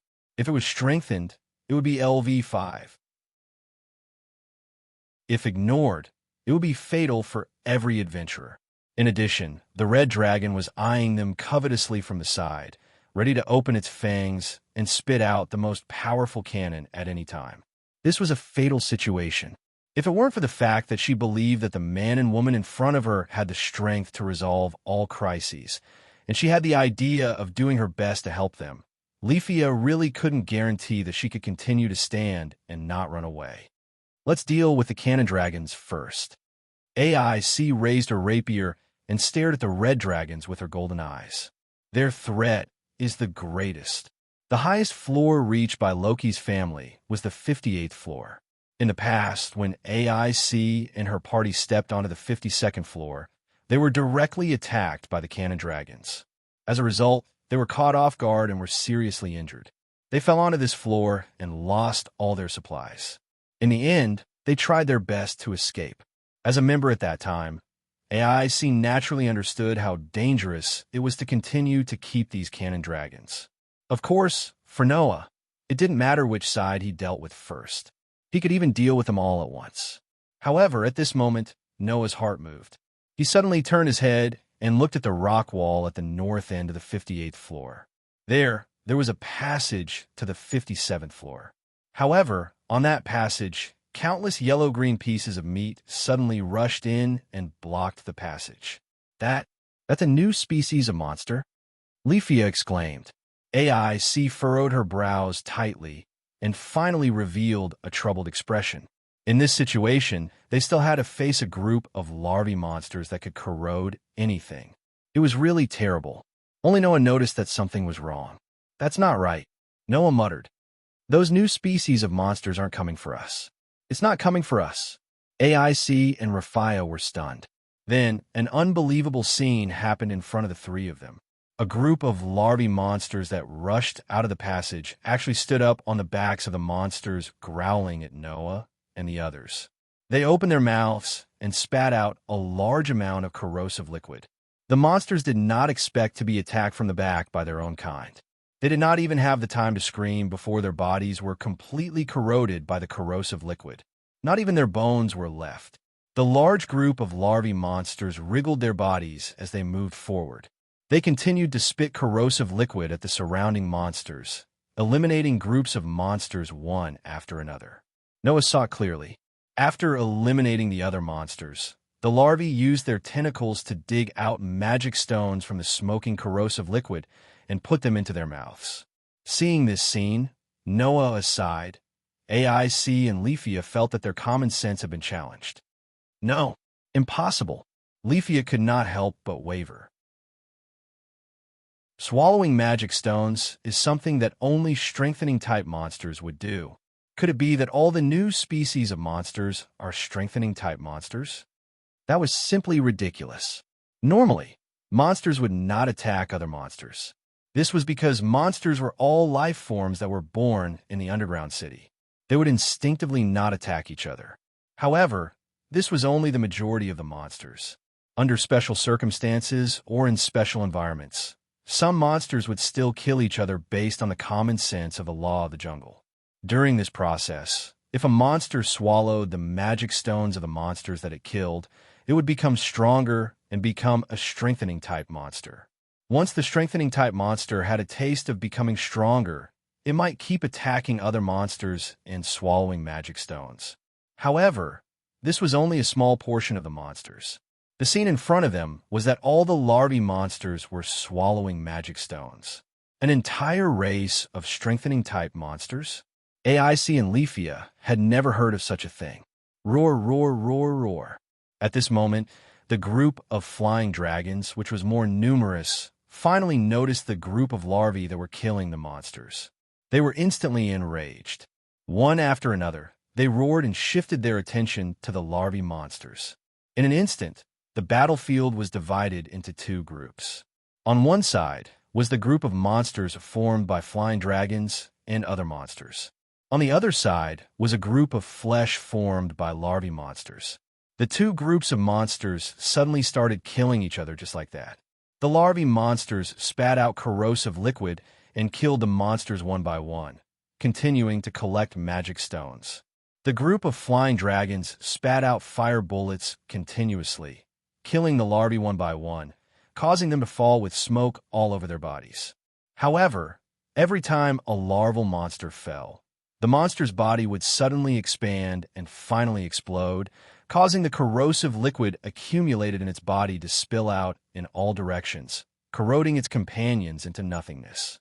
Only the magic stones were left, which were swallowed by the larvae that were not sputtered. It can't be. This was the first time Noah had heard of this. Those new monsters can even self-destruct. The corrosive liquid that could even corrode a LV-4 flying dragon and self-destruct. Noah, who did not know this, was glad that he did not face the larvae before. Otherwise, Noah did not dare to guarantee that he could avoid being corroded when his body was directly hit by the corrosive liquid. When Noah, AIC, and Leafia were attracted by the chaotic battlefield in front of them, the cannon dragons also began to roar impatiently, flames rising in their mouths again. Their targets were Noah, AIC, and Leafia. Forget it. Noah made a prompt decision. Let's get rid of the cannon dragons that are the biggest threat first. Both AIC and Leafia hurriedly nodded. The battle was about to start. Chapter 2047. Release a ray of light, bough of the holy wood. Thou art a famous archer, as the cannon dragons growled and bared their fangs to compress the expanding flames. Leafia subconsciously raised her wand and began to chant. A dazzling magical formation spun on the ground beneath the elven sorcerer and began to expand. It continuously refined Leafia's mental strength in a magical power and slowly fluctuated. Awaken. At the same time, a softly chanted an incantation, causing a whirlwind to swirl around her and shroud her weapon and body. Snipe, elven archer, shoot through, arrow that will definitely hit in the next second. Amidst Leafia's melodious chant, Aze, who was shrouded in wind, rushed out and instantly got into the arms of one of the cannon dragons. The silver sword in her hand flashed and immediately left a bloody wound on the crimson cannon dragon's body. The cannon dragon howled in pain, but the murderous glint in its eyes intensified. It raised its tail and swept it in A's direction, as if it was sweeping away an army of 1,000. The dragon tail, which had turned into a long whip, carried with it a piercing sound of the wind and swept out like a blurry shadow. Judging from the momentum, if A's was hit, she would still be injured even if she was protected by magic. However, that would only happen if the attack hit her. A's, who was riding the wind, had already leaped agilely and avoided the dragon tail. Her body turned into a gust of wind and flashed back and forth in front of the cannon dragon. She held onto the cannon dragon tightly while waving the thin sword in her hand, leaving wound after wound on the cannon dragon's body. Under such circumstances, the other cannon dragons seemed to want to attack A's from both sides.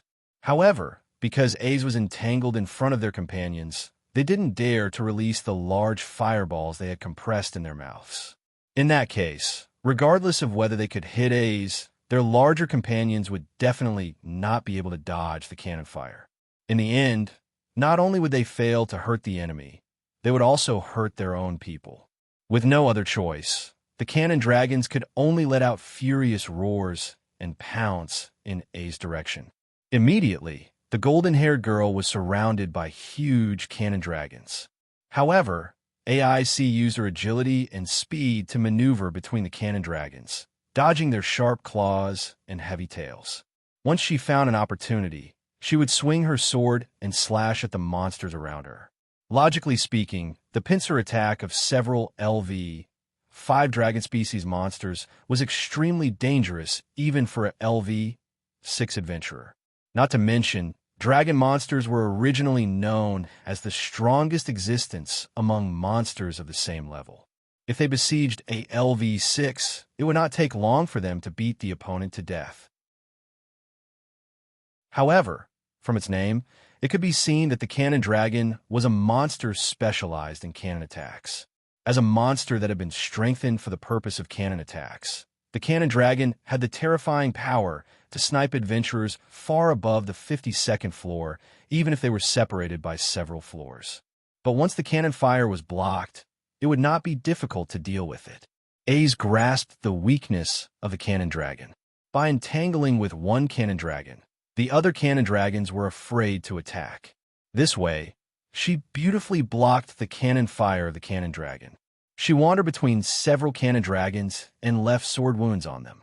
The scene seemed thrilling, but in fact, the situation was more favorable to Ace. That girl can almost be called superb in combat. Undoubtedly, she doesn't even know how to cook. Noah muttered like this, but he did not step forward to help. Instead, he glanced at Leafia, who was chanting a magic spell with her eyes closed next to him. When launching magic, no matter what kind of magic it was, it required extreme concentration and correct incantation to succeed. The more powerful the magic, the longer the incantation would naturally be, and the more mana the magic shooter needed to convert. However, if too much mana was injected, it would be harder to control it. If one could not control the mana, not only would the magic not be able to be launched, it might even cause the mana to explode and injure oneself. Therefore, in order to be able to launch the magic smoothly, it was necessary to concentrate on precise control of the mana. Therefore, magic shooters who specialized in magic would generally be arranged in the rearguard position, concentrating on chanting incantations and casting magic under the protection of their companions. However, there were some highly skilled magic shooters who had a way to do two things at once. While accurately controlling the mana, they could also carry out other actions. People call this technique of doing two things at once parallel chant. Reveria was the master of this superb technique. Moreover, as the most powerful magic shooter in Eulalia, Reveria's parallel chant was not just about doing two things at once or even three things at once, but four things at once. Being able to simultaneously chant, move, dodge, and defend, even at the forefront of the battlefield. One could often see the scene of her fluttering cloak behind her back, like a fairy shuttling through a group of monsters, dancing gracefully. Thus, just like Aethe, the gods also gave Reveria the title of G. In addition, Reveria was able to use a total of 9 types of magic, so the gods called her the 9 devil concubines. Naturally, Raphia had not reached Reveria's level. Because of this, someone had to protect Leafia while she was chanting the incantation. Noah's actions allowed him to smoothly discover another anomaly. He saw that in the chaotic battlefield ahead, a group of larvae monsters that were fighting with the wyverns suddenly seemed to be stimulated by something. They trembled all over, turned their heads, and turned towards one of the directions. That direction was where Noah was. Immediately afterward, a large group of larvae wriggled their bodies while ignoring the wyvern's attack. Instead, they swarmed toward Noah as if they were going to advance toward him.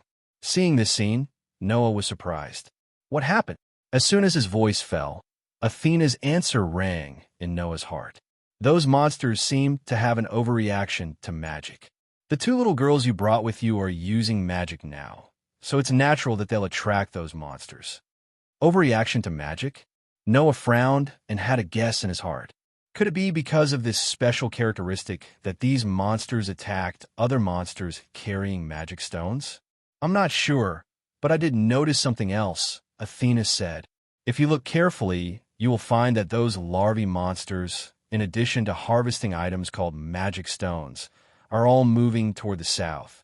South. Noah was slightly stunned, then turned his head and looked toward the south.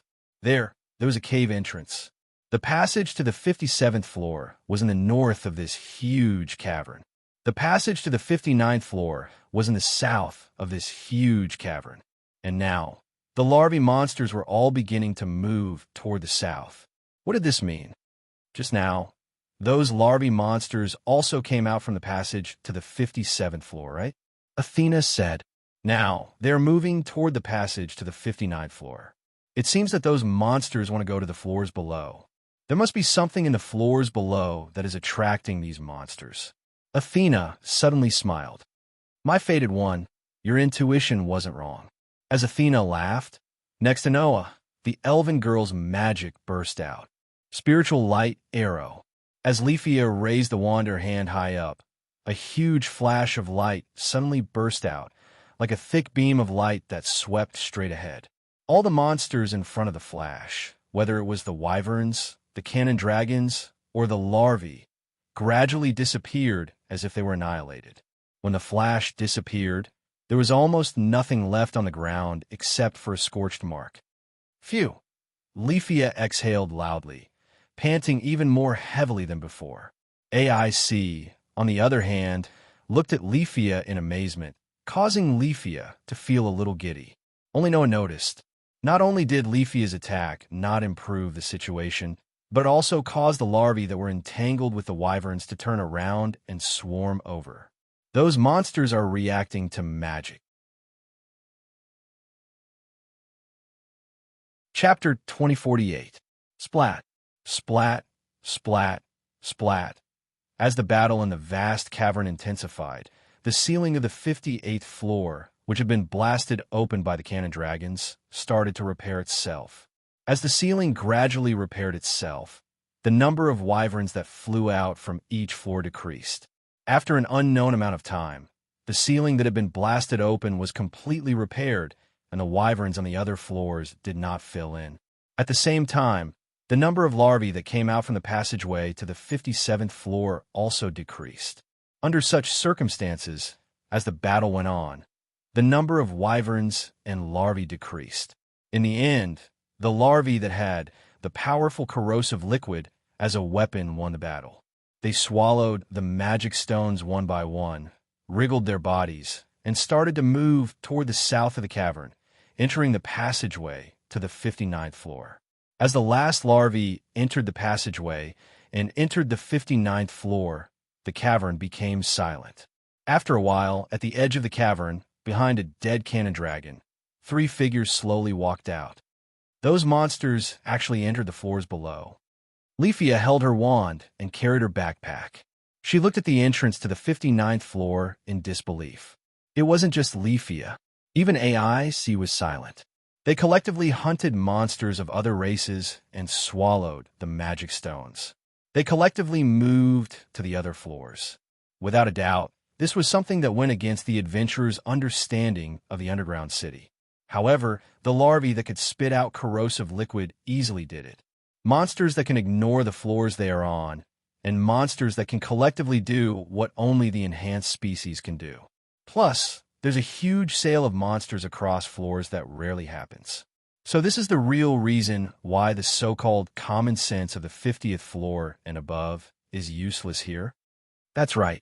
Noah looked around the cavern that had become a mess. After a while, he suddenly smiled. Things are getting more and more interesting. It was the right decision to come here.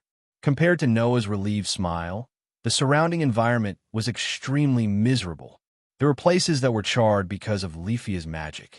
There were also places where the corrosive fluid of the larvae monster had become scorched and emitted a poisonous gas. There were also places that were full of craters because of the flying dragon's fiery bombs. There were also places where the magic stones were taken away by the larvae, and the bodies of the monsters were reduced to ashes. His appearance was as if he had been attacked by artillery. It was a horrible sight to behold. Those new monsters seemed to only be after the magic stones. The monster's loot seems to have been left behind. Noah stepped on the charred ground and counted the loot around him. Wyvern's fangs, wyvern's nails, wyvern skin, and wyvern skeleton. These are all valuable drops. If we collect them all, we can sell them for tens of millions or even hundreds of millions. There are no more magic stones. AIC murmured as she followed behind Noah. Only the magic stone of the cannon dragon that we killed hasn't been retrieved yet. That was why Xiaolong's corpse was still there. Only by retrieving the magic stones would the monster's corpse turn into ashes. Otherwise, it would be no different from a human and leave behind a corpse.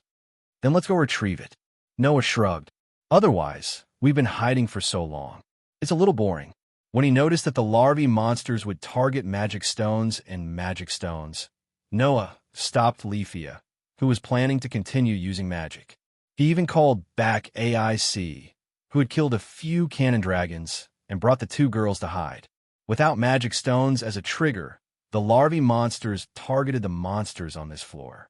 They helped Noah, AIC, and Leafia to clear out the monster horde that could be considered an army of thousands.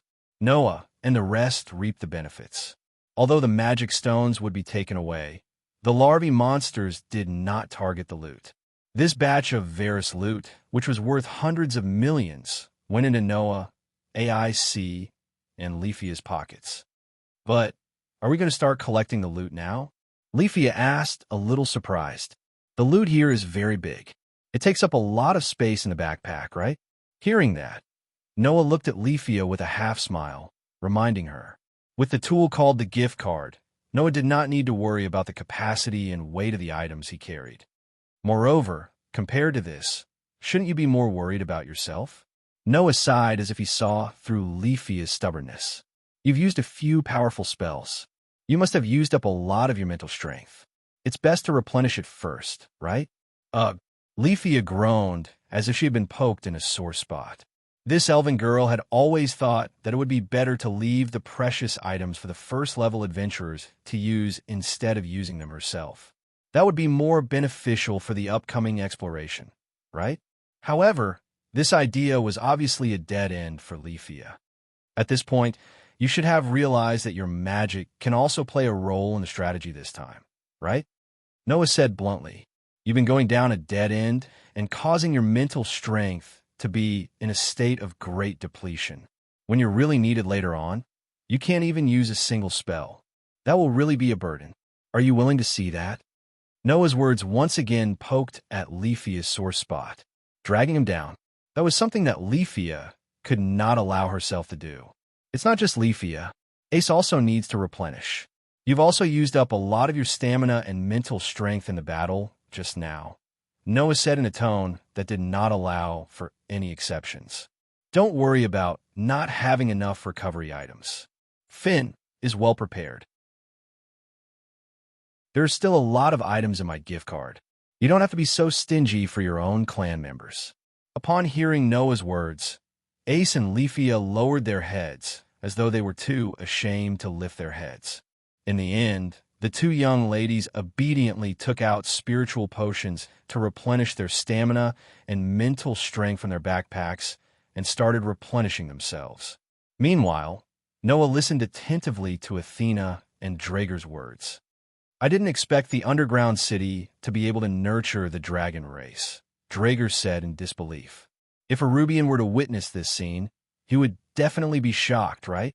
Although nurturing life is the instinct of every race, what the underground city has done is equivalent to creating life, Athena said thoughtfully. That's the territory of God. It seemed that Athena and Draeger had their own thoughts after witnessing the incredible underground city with their own eyes. On the other hand, Aster didn't seem to be interested in it. Otherwise, he wouldn't have remained silent. As for Orpheus and Lilith, they must be hiding in their gift cards and observing silently, right? At this thought, Noah looked towards the entrance of the passage in the south of the cavern again, feeling a little restless. Should I go in and take a look? When Noah had such an idea, at the entrance of the passage at the north end, the first-level adventurers of Loki's clan finally arrived late. Ace, Leafia. Tiona immediately pounced over and hugged Ace and Leafia. Are you all right? Tyogny also came over. After sizing up AIC and Leafia, he heaved a sigh of relief. Finn, Riveria, and Garrett's expressions also relaxed. They looked towards Noah and exchanged glances with Noah. Then, they looked at the messy surroundings and immediately understood what had happened. Only Bert crossed his arms and glanced at Noah, Ace, and Leafia before speaking softly. What a nuisance. I'm sorry. Leafia stepped forward and bowed to everyone. It's all my fault. You were indeed negligent. You shouldn't have let your guard down, even during the replenishment period. Finn shook his head. However, you were in the middle of the group and were protected by us. We allowed the monsters to break through the protective circle and attack you, causing you to be hit by the cannons. If not for Draeger, we would have lost a comrade. This is also our negligence. Everyone has to reflect on it. Everyone immediately lowered their heads. Chapter 2049. From a 50th floor all the way to the 58th floor, it should have only been about half a day, right? However, in just half a day, the danger was very obvious, especially when they encountered the cannon dragon's attack on the 52nd floor. Even though the group of Loki's clan had experienced it once before, there was still an accident. Just like what Finn said, everyone was at fault. Rafia shouldn't have let down her guard during the resupply period. The group of Level 1 adventurers shouldn't have overlooked the threat of the monsters hiding in the shadows on the 52nd floor because of the cannon dragon's attack. If it wasn't for Noah saving Rafia, then this young elven girl might have really died in the mouth of the monster. Thinking of this, the Level 1 adventurers all fell into silence, and Rafia was a little at a loss. Under such circumstances, it was Noah who mentioned it intentionally or unintentionally. Although the 58th floor has stopped producing monsters now, this is still the monster's nest. Next, we still have to enter the 59th floor of the unreached area. Let's not waste time blaming ourselves. If you want to reflect, wait until we return to the clan to have a reflection meeting. Saying this, Noah sized up Finn's group. Also, you have to hurry up and resupply, right? Seeing Noah sizing up Finn's group, A's and Rafia noticed. Compared to their own group, Finn's group was in a very bad state. Finn and Bert's bodies were covered in scorch marks, and part of Garrett's armor was cracked. Tiona and Tyogni's brown skin had wounds oozing with blood, and even Riveria's outfit was a little messy. Obviously, in order to reach the 58th floor, Finn's group had fought a lot along the way. Fortunately, you threw the backpack to me before falling here. Gareth let out a rare bitter laugh. If it wasn't for the recovery items inside, we might not have made it here. Not only did we encounter a group of wyverns, but we also fought with a new type of monster, Riveria said. Although we've made sufficient preparations, if we don't have items to resupply, it's really dangerous. Thanks to this, we ended up like this, Tioni said helplessly. I used up all my items not too long ago. These are all accumulated. So, hurry up and give us some panacea, Tiona said weakly. Otherwise, we'll really die. That's it. Bote curled his lips. Hurry up and take out the items. We need to replenish our supplies. I understand. Leafia hurriedly opened the backpack on her back and took out bottles of elixirs, which she distributed to everyone. After consuming a few bottles of the highest quality panacea, the injuries of the group of Level 1 adventurers gradually began to improve. Then, Leafia took out a high-grade magic medicine and handed it to Riveria.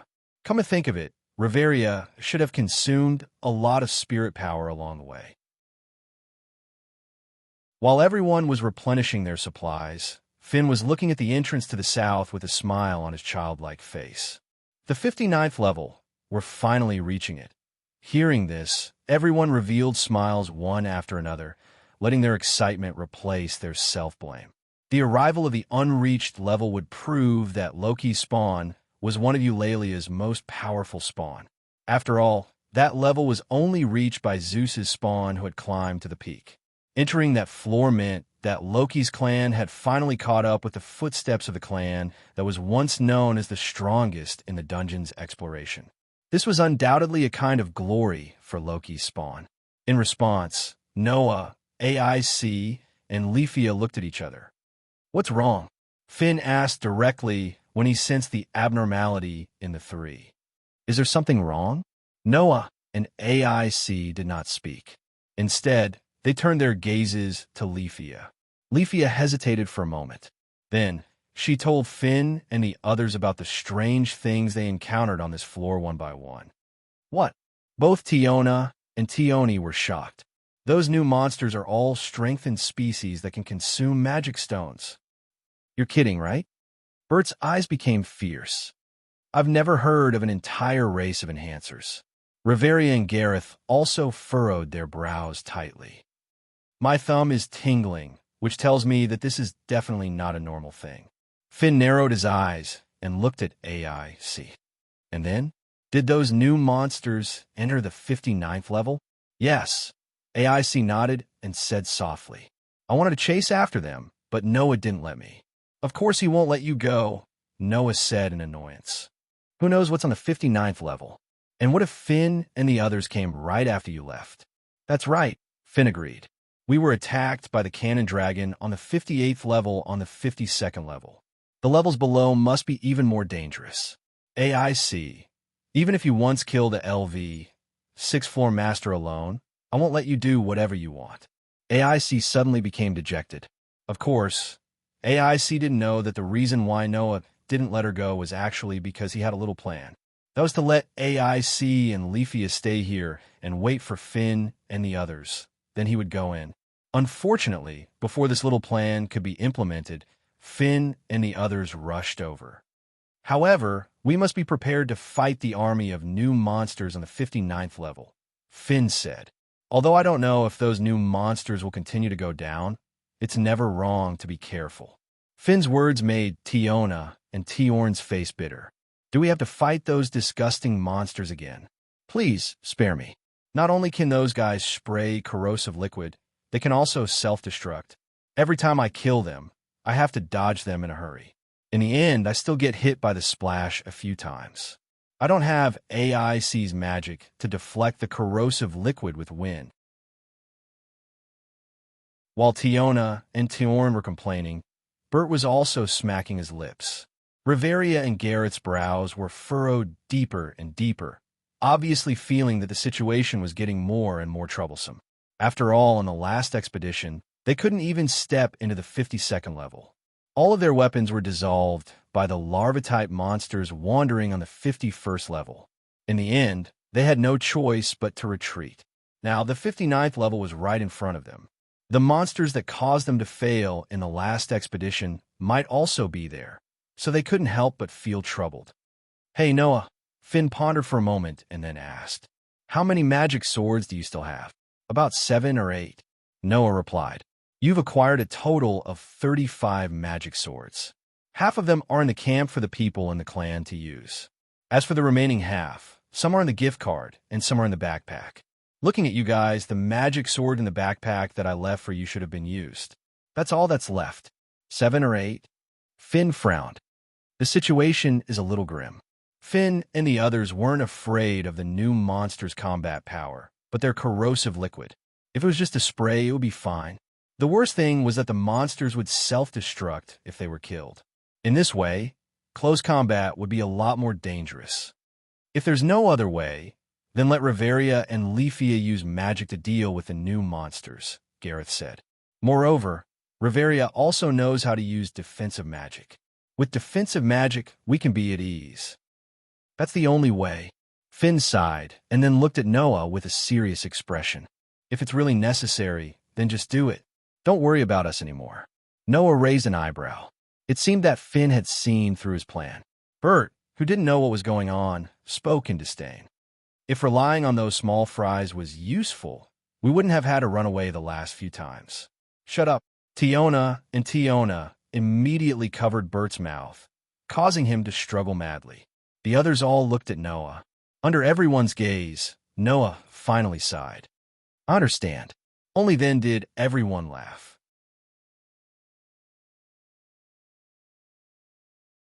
Chapter 2050. About half an hour later, the group of Loki's family members arrived at the southern end of the huge cavern. Standing in front of the pitch-black tunnel, everyone looked at each other before finally focusing their gazes on Finn.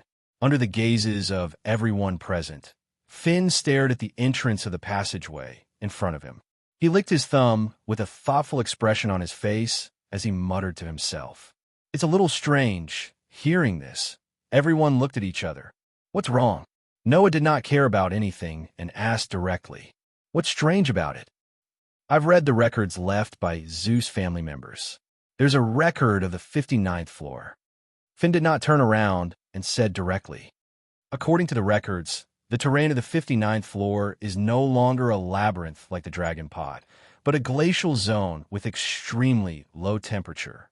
Glacial zone. Noah was surprised. No wonder you gave me so many protective equipment with fire essence protection. So was to guard against this? That's right. Finn nodded. According to the records, there are glaciers everywhere on the 59th floor. It's extremely difficult to move forward, and there's also an unimaginably low temperature.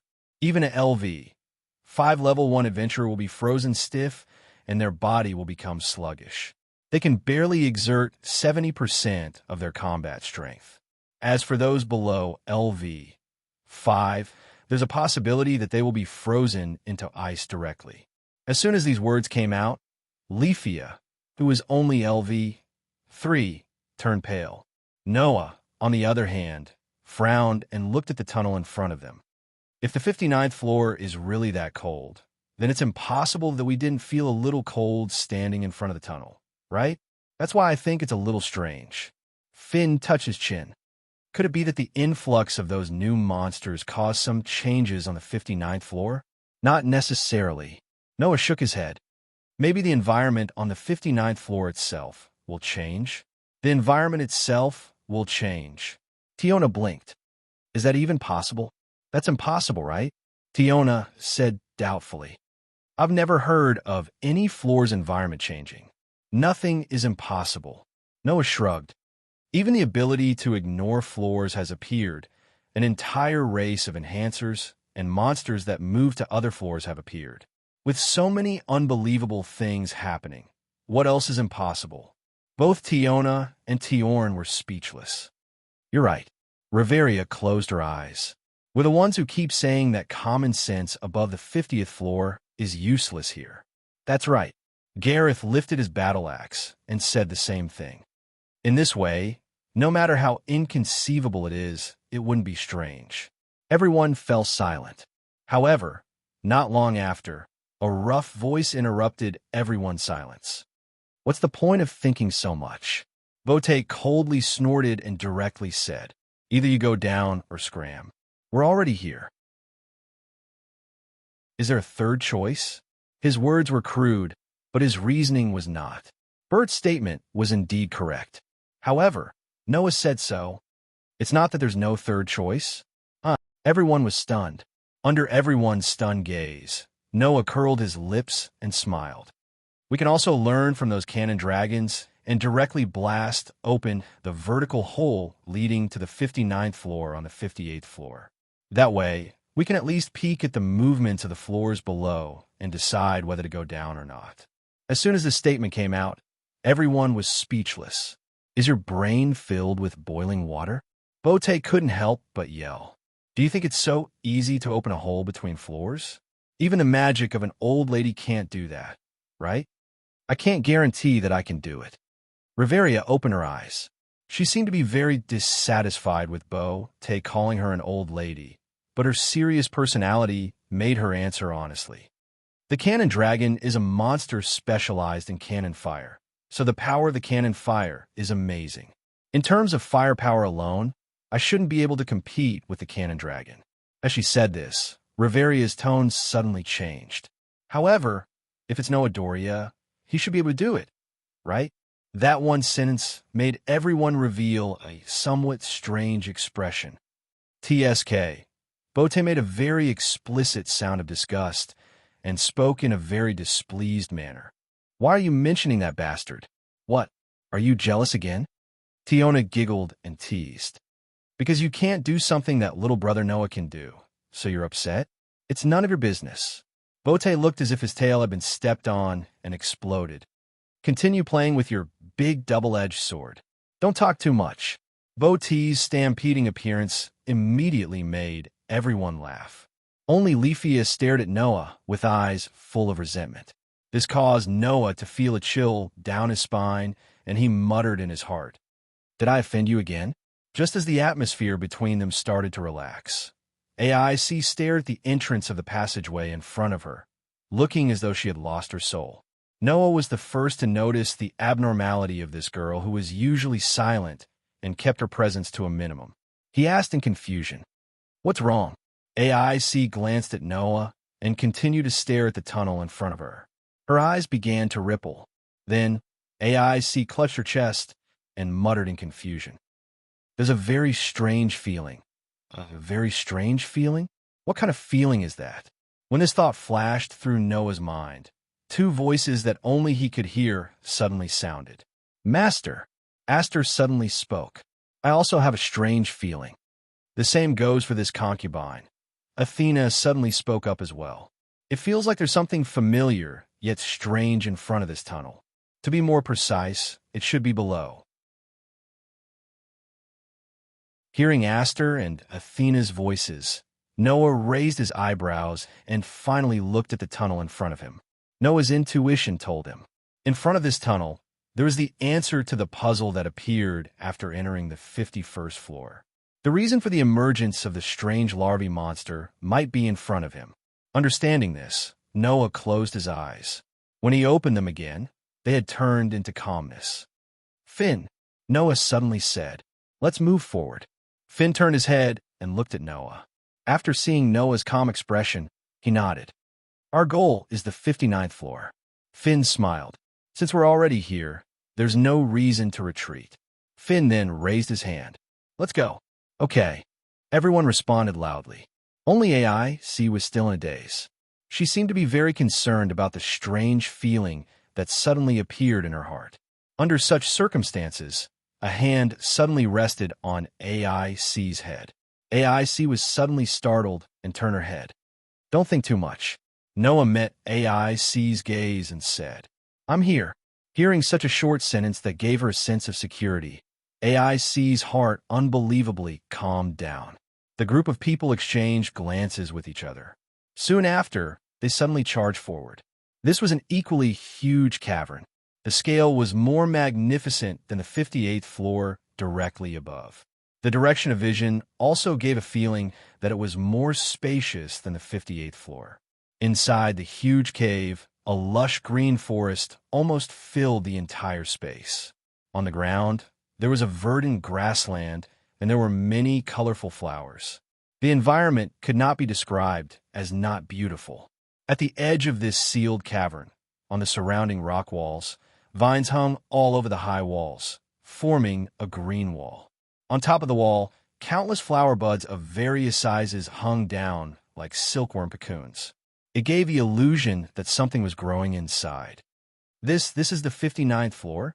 In the passage that connected to the 58th floor, Tiona and Tiorn looked at the vibrant scene in front of them, dumbfounded.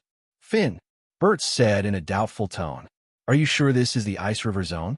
Finn did not answer. Instead, he frowned and fell into a deep thought.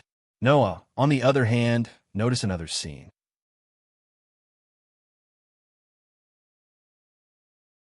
Chapter 2051. When the adventurers of Loki's clan were stunned by the environment in front of them, Noah suddenly stepped forward, came to the only road in the dense forest, and squatted down. Noah's action immediately attracted everyone's attention. Only then did the three leaders, Finn, Riveria, and Gareth, discover it. On the forest road where Noah squatted down, there was some viscous purple-black liquid. "This is—" Riveria's eyes slowly narrowed. "The corrosive liquid of the larvae-type monster?" "No, it's not corrosive liquid. It should be body fluid." Finn came to Noah's side and squatted down as well. After looking at the viscous liquid on the ground, he made such a judgment. It seems that those larvae-type monsters really came to this floor and went forward along the forest road, heading somewhere. If one looked carefully, they would be able to find it. On the only forest road that was opened up, there was a lot of viscous purple-black liquid. The purple-black liquid formed a long drag mark, spreading along the forest road. Therefore, Finn's speculation was 100% convincing. Regardless of the new type of monster, there seems to be no trace of other monsters anywhere here. Gareth carried the battle axe, looked around, and frowned. Could it be that the larvae-type monsters took the magic stones and killed them all? No one could answer this question. Everyone could only be silent one after another, looking at each other, completely not knowing how to react. The 59th floor of the underground city. Stepping into this floor, Loki's clan officially updated their arrival floor record. For this, everyone was ready to fight to the death. As a result, after stepping into this floor, not only did they not encounter a single monster, but even the environment was very different from the records left by Zeus's clan. As the saying goes, there must be something wrong when things are abnormal. Such a strange situation made everyone's heart unable to relax at all. Instead, it tightened. Finn closed his eyes. After a while, he cast his gaze on Noah. What do you think? What else can I think? It must be unusual, right? Noah's tone was rather relaxed. No matter what, if we continue to move forward, we will definitely be able to obtain an answer. This is my opinion. Therefore, there is no need to change our approach. Finn smiled and stood up. He pulled out the spear on his back and pointed it at the forest in front of him. Comrades, let's continue forward. Everyone nodded in agreement. And so, with Tiona and Tyan in the lead, the party advanced along the single path in a formation no different from before. The surroundings were eerily quiet. The silence did not match the dungeon at all, causing Leafia's hand to tremble as she held on her magic wand. She was obviously extremely nervous. At the side, Noah constantly surveyed the surroundings, his brows tightly knitted together. Although nothing was happening at the moment, Noah, with his sharp senses, could still sense that the atmosphere in the air was a little strange.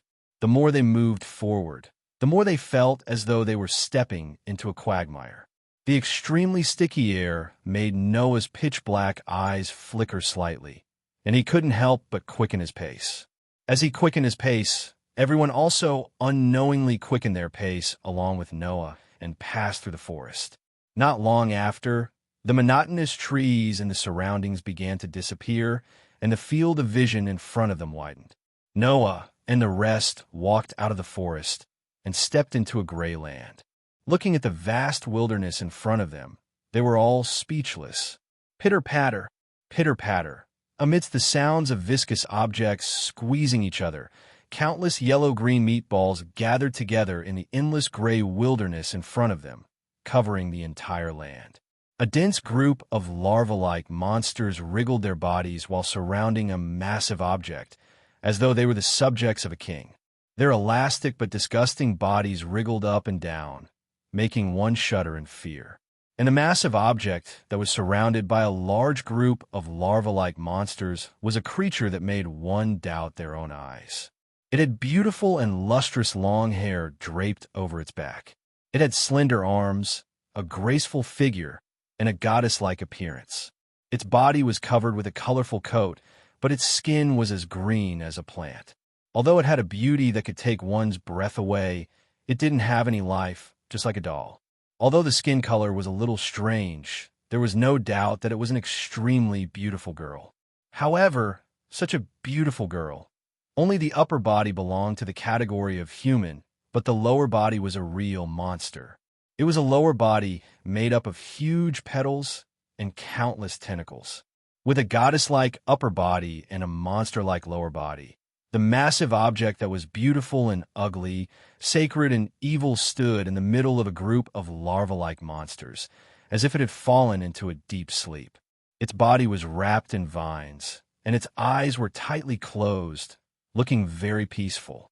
However, during its sleep, the countless tentacles on the lower body of the behemoth kept wriggling, reaching out to the surrounding larva-like monsters. Whenever the tentacle reached in front of a larva-like monster, the larva-like monster would open its mouth. Then, the tentacle would directly drill into the larva-like monster's mouth, and, after a while, it would pull out a magic stone. That was undoubtedly the magic stone of the larva-like monster. After losing the magic stone equivalent to life and soul, the larva-like monsters whose magic stones were taken away immediately turned into ashes and piled up on the ground. And those magic stones were stuffed by the tentacles into the petal-like lower body.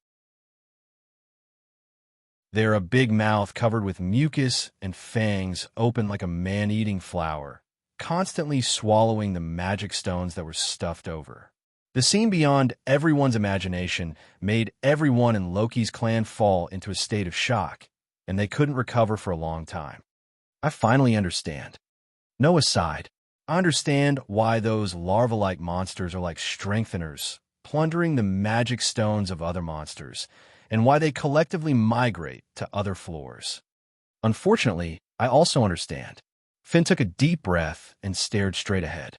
The larva-like monsters will plunder the magic stones of other monsters, not because they are all strengtheners, but because there are other existences controlling them, letting them go to other floors to plunder magic stones, and then return here to contribute the strengthened magic stones to the controller. This was the reason why the larva-like monsters would collectively plunder the magic stones of other monsters, and why the larva-like monsters would collectively migrate to other floors. In the final analysis, it was not because the larva-like monsters were all beyond common sense, but because there was an existence beyond common sense controlling them. That was the behemoth that was surrounded by the larva-like monsters. A female monster that was different from the larva-like monsters, but was controlling the larva-like monsters. Seeing the large group of larva-like monsters constantly contributing the strengthened magic stones to the female monster, everyone shuddered.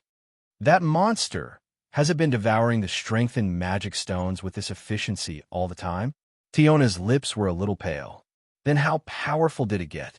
Does it even need to be said? Tiona bit her lip, stared fiercely at the behemoth of the female monster, and said so. If there is a floor master on the 59th floor, then it's her. The cannon dragon on the 58th floor was as high as LV5. The female monster that occupied the 59th floor, according to the calculation method of the floor master, was 2 levels higher than the monsters on this floor. In other words, the female monster was at least a LV7 floor master. It might even be higher than that. Just when everyone understood the meaning behind this, AIC stared blankly at the female monster. She suddenly shook her head as if she had lost her soul. No, no. AIC's strange behavior attracted everyone's attention. However, before the crowd could react, AIC abruptly spoke. Quick, let's go. This sentence was greeted by the 2 sword spirits that only Noah could hear. No, it's too late. As soon as the voice fell, a shocking sense of horror suddenly descended.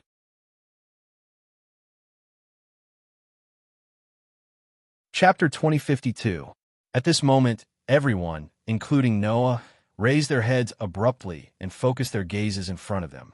Then, everyone saw it. In the vast wilderness covered in grayish-black ashes, the female monster that had been devouring the magic stones of the larvae abruptly stopped. Immediately after, the upper body of the female monster that was wrapped in vines suddenly trembled.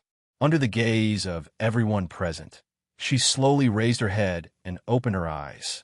What kind of eyes were they? There were no pupils. There was no iris. He did not have the slightest bit of vigor that an intelligent creature should have. That was the pair of eyes the female monster had when she opened her eyes. With such a pair of eyes, the beautiful face of the female monster suddenly burst into a smile. In the next second, cries that sounded like the cries of a baby rang out throughout the entire world. It was as if the cries had turned into invisible sound waves, shaking up everything in the surroundings.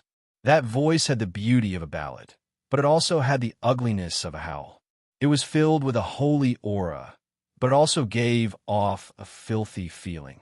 It was very contradictory, and it was this incomparably contradictory cry that turned into the most ear-piercing shriek in the world, transmitted into the ears of everyone present. Ah! Tiona, Tyone, and Leafia immediately let out sorrowful cries. Hunt, Finn, Riveria, Gareth, and Bird involuntarily covered their ears and squeezed out a groan from their throats. The ear-piercing screams were like invisible sharp weapons, constantly stabbing at the adventurers of Loki's clan, making everyone unable to help but show uncomfortable expressions. Only Noah, and AIC stared at the shrieking female monster. Their expressions changed abruptly. AIC's expression changed abruptly because even though the shriek didn't make her feel uncomfortable, it made her blood flow faster and her heart beat faster. That reaction was as if it was resonating with the woman's voice. AIC could no longer maintain her usual calmness and fell into an uncontrollable state. As for Noah, the reason why his expression changed was because of Aster's words. Master! Aster's voice resounded in Noah's heart. Those are immortal essences. Immortal spirit? Was that an immortal spirit? Looking at the female monster who had the upper body of a goddess and the lower body of a monster, Noah was almost subconsciously speechless. She had the two elements of beauty and ugliness, holiness and evil. Could such a monster be an immortal? What kind of joke was this? Immortal spirits were the avatars of gods. In the era where the gods had yet to descend, the duty of the fairies was to listen to the voices of the gods in the heavenly realm, accept the will of the gods, find the heroes of the lower realm, assist and help them, and crusade against all the sins and evil in the world. To put it bluntly, the fairies were the predecessor of the grace bestowed by the gods to the people of the lower realm. In the era where the gods had yet to descend and the humans of the lower realm had yet to receive the grace of the gods, the fairies were the ones who bestowed the humans with power, magic, and even transformed into weapons, giving birth to the existence of heroes. That kind of existence was the thing in front of him that was neither human nor strange. I know you don't want to believe it, but it should be the truth. Athena seemed to have seen through Noah's thoughts and said, "You said before that the fairies of this world and the elemental fairies of the elemental fairies have the same effect and can be categorized as the same existence. If the woman in front of us is really an immortal spirit, they can explain why I and the holy sword fairies felt a familiar yet unfamiliar aura. But the fairy in front of us is no longer pure," Aster said with a very unique and emotionless voice. "The monsters of this world can increase their power by devouring magic stones and become the so-called enhanced species. Then, it is very likely that in the past, a fairy was devoured by a monster and fell into depravity and madness, just like the magical fairies of the elemental fairies. The filthy fairy. That was the true identity of the woman in front of him. He didn't expect such a monster to appear in the buried city." Athena suddenly said, "You're right. You're right. You're right. After a monster swallows a magic stone, it will become a strengthened species. In order to pursue greater power, it will continue to attack other monsters. Then, after swallowing a fairy essence and obtaining the power of the fairy essence, what will a monster become after swallowing a fairy essence?"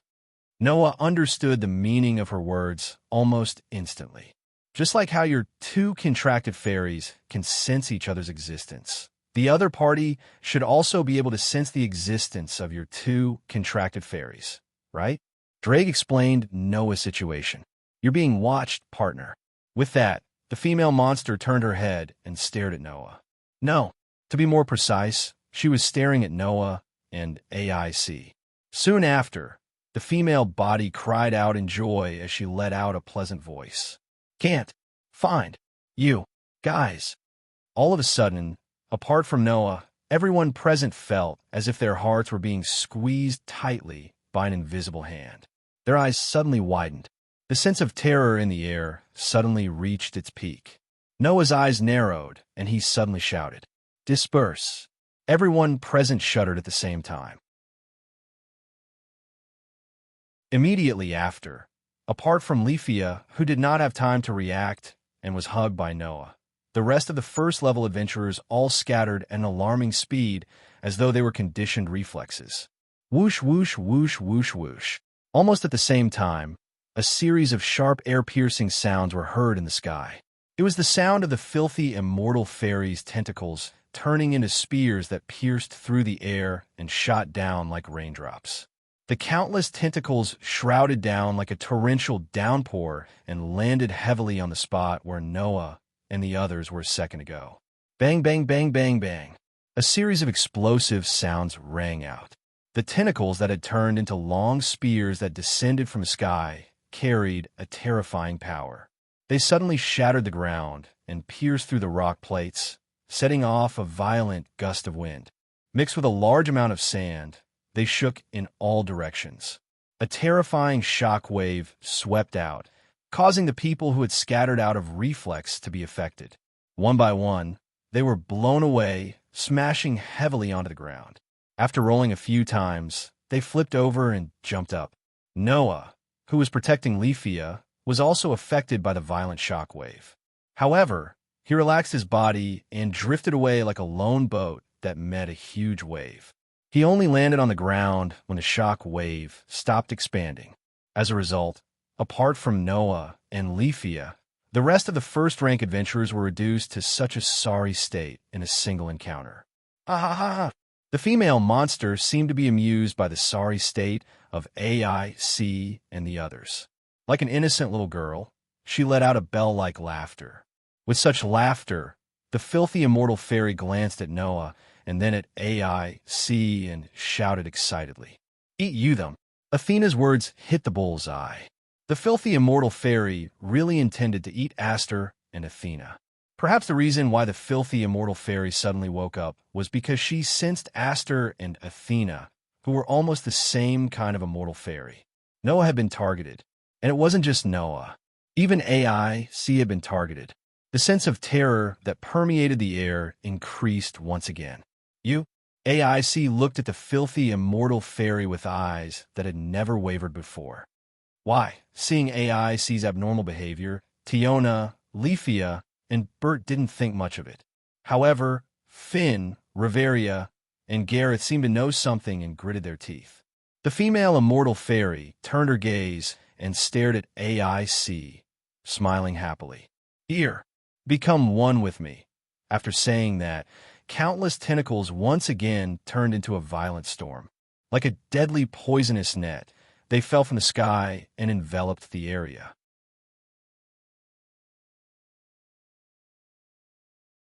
Chapter 2053. Bang!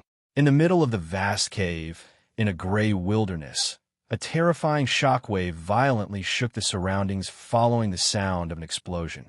Like a typhoon, it blew through the forest, causing the trees to sway wildly. In the center of the shockwave, the first-level adventurers of Loki's clan were dodging the thick tentacles falling from the sky in a sorry state. Every place they stood was smashed by the tentacles with terrifying power, shattering one piece after another. Suddenly, in the vast wilderness, the roar of the tentacles smashing the ground reverberated endlessly, like thunder falling on the ground, extremely shocking people's eyes. All the first-level adventurers of Loki's clan desperately dodged. It was not easy for them to stabilize their bodies. Relying on their LV5 and LV6 ability values, they barely dodged all the attacks. During this period, the gigantic female monster had been letting out cheerful and pleasant laughter. She didn't show any mercy when she attacked. Her thick tentacles seemed to have turned into cannonballs at this very moment, constantly bombarding the surroundings, stirring up waves of impact and sand. That expression was simply like a playful girl playing with water. Perhaps, for that filthy fairy, the battle in front of her was actually no different from playing around. Under such circumstances, the first-level adventurers of Loki's clan found it more and more difficult to dodge. Everyone, being held in Noah's arms, Leafia, who could smoothly avoid the bombardment of the storm without any effort, looked at her companions who were in danger and could not help but cry out anxiously. Noah held Leafia tightly in his arms, while dodging the whip shadows of the tentacles that attacked fiercely, while looking at the group of Loki's clan members who were finding it more and more difficult to dodge. His empty hand slowly clenched, and traces of magic fluctuations emerged on it. "What's wrong?" Drake spoke. "Are you going to make a move?" Hearing this, Noah hesitated for a moment. After a while, he actually dispersed the magic power gathered and whispered such a sentence. "Wait a little longer. They haven't reached their limits yet." "Is that so?" Drake said non-committally. "You treat those people really well." "Not bad. Is it not bad to leave him in the lurch? If it were another situation, he definitely wouldn't say that. However, if Noah did not make a move here, it was indeed not bad. In the dungeon, there was an unwritten rule. That is, you can't take the prey of others without permission. The monsters that adventurers dealt with were not only a source of wealth, but also factors that could make them stronger. After all, the adventurers who received the favor needed to kill monsters to gain experience points, which could be used to strengthen their ability points. The reason why Noah hadn't made a move all this time and took the initiative to kill the enemy was because killing monsters didn't benefit him at all. However, for the people of Loki's clan, it was a period of experience points that could make them stronger. Leaving all the monsters to AIC's group to deal with would allow them to reap the best rewards. If all of them were to be dealt with by Noah, it would be harming others without benefiting himself. It was precisely because he saw through Noah's thoughts that Finn told Noah before that if it was really necessary, then don't worry about them, and just make a move. Now, in the face of the current world's peak monsters whose strength was enough to surpass LV7, the adventurers of Loki's clan were already forced into a dead end. However, Noah still thought that it was not the time to make a move yet. When Finn and the others reached their limits, the experience points would be the most precious. Thinking of this, Noah still decided not to make a move and wait for a while. With this observation, before the adventurers of Loki's clan had time to erupt, the Immortal of Filth took the initiative to erupt.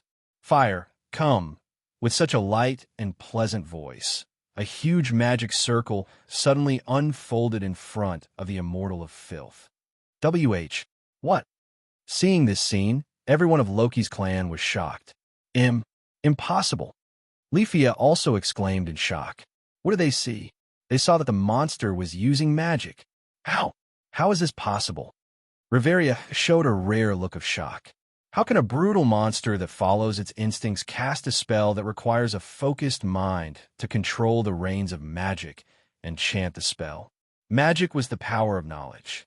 This was a famous saying that the people of this world recognized.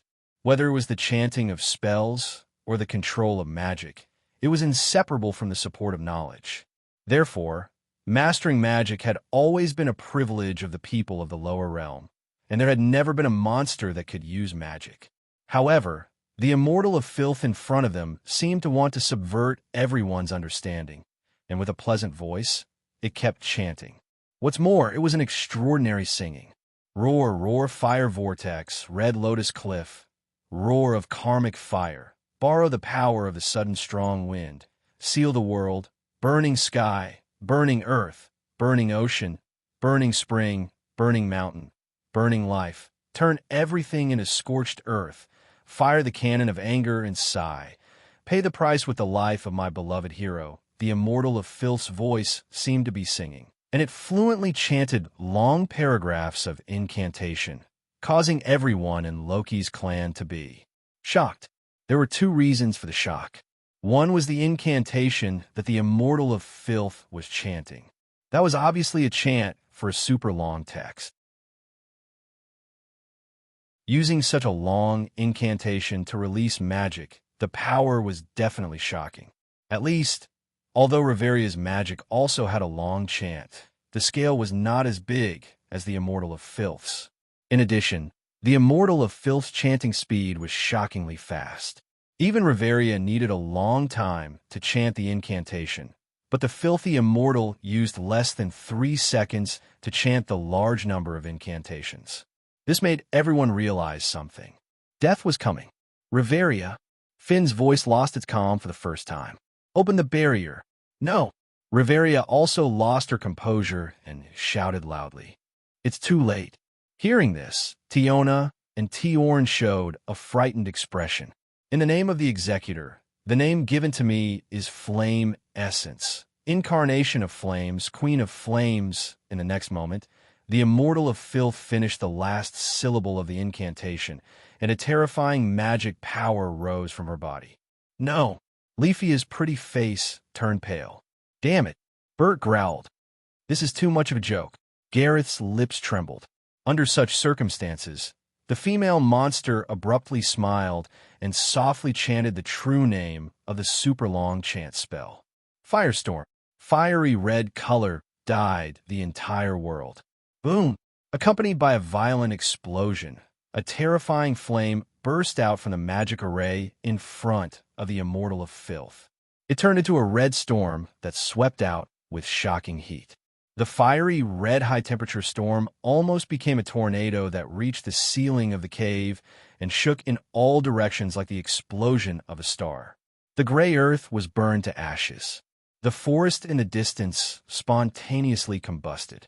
Under the expansion of the red storm, an unimaginably high temperature rushed toward the level 1 adventurers of Loki's clan like a heat wave, and everyone stood rooted to the ground in a daze. Soon after, a violent firestorm swept over as if it was the end of the world. "It's over," no one knew who murmured this. However, almost at the same time, a figure dashed out. Instead of retreating, she rushed toward the terrifying firestorm and reached out her hand. Clang! A dazzling white light suddenly bloomed. One hand held a sword, and the other hand shone with a dazzling white light. AIC suddenly charged out. Her crystal-clear eyes were filled with determination as she faced the terrifying storm of flames. In the next moment, the dazzling white light and the violent firestorm collided. Boom! An astonishing boom resounded, shattering the surrounding rock walls of the vast cavern. The white light and the firestorm collided in the center of the cave, illuminating the surroundings.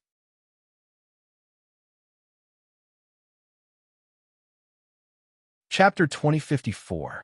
Woo woo woo woo. In front of the raging waves of flames, AIC raised her hand that was shining with a dazzling white light. She continuously refined her mental strength, causing the brilliant white light to become more and more dazzling. Gradually, it covered the surrounding fiery red color.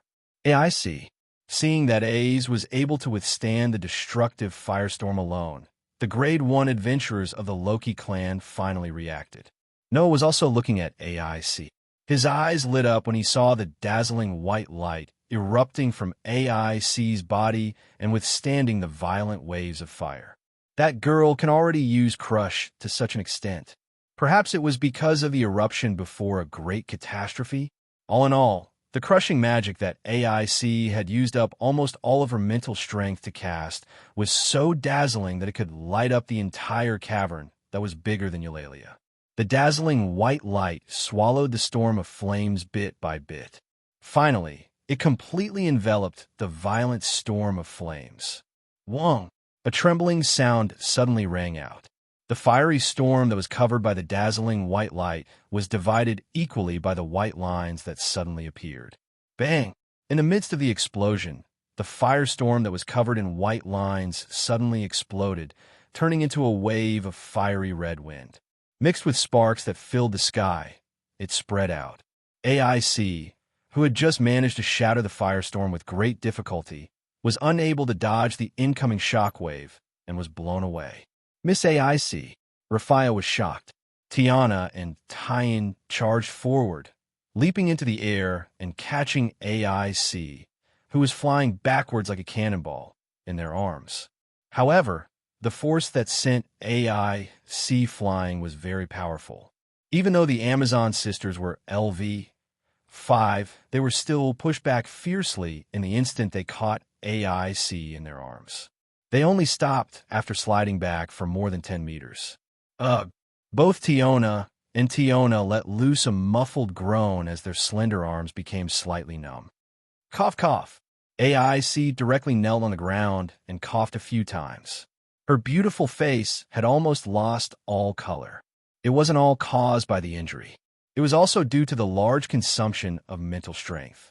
However, in the end, AIC relied on herself to block the terrifying firestorm and saved everyone's lives. The Immortal of Filth seemed to be very dissatisfied with the result and let out a tantrum cry.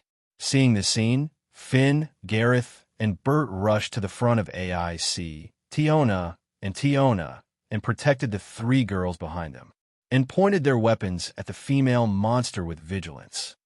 AIC, Riveria went to AIC's side and squatted down and supported her. "Are you okay?" AIC said weakly. Her eyes were filled with unconcealable exhaustion. "I'm fine. I can't tell at all," Riveria said bluntly. "I'll reply to you first.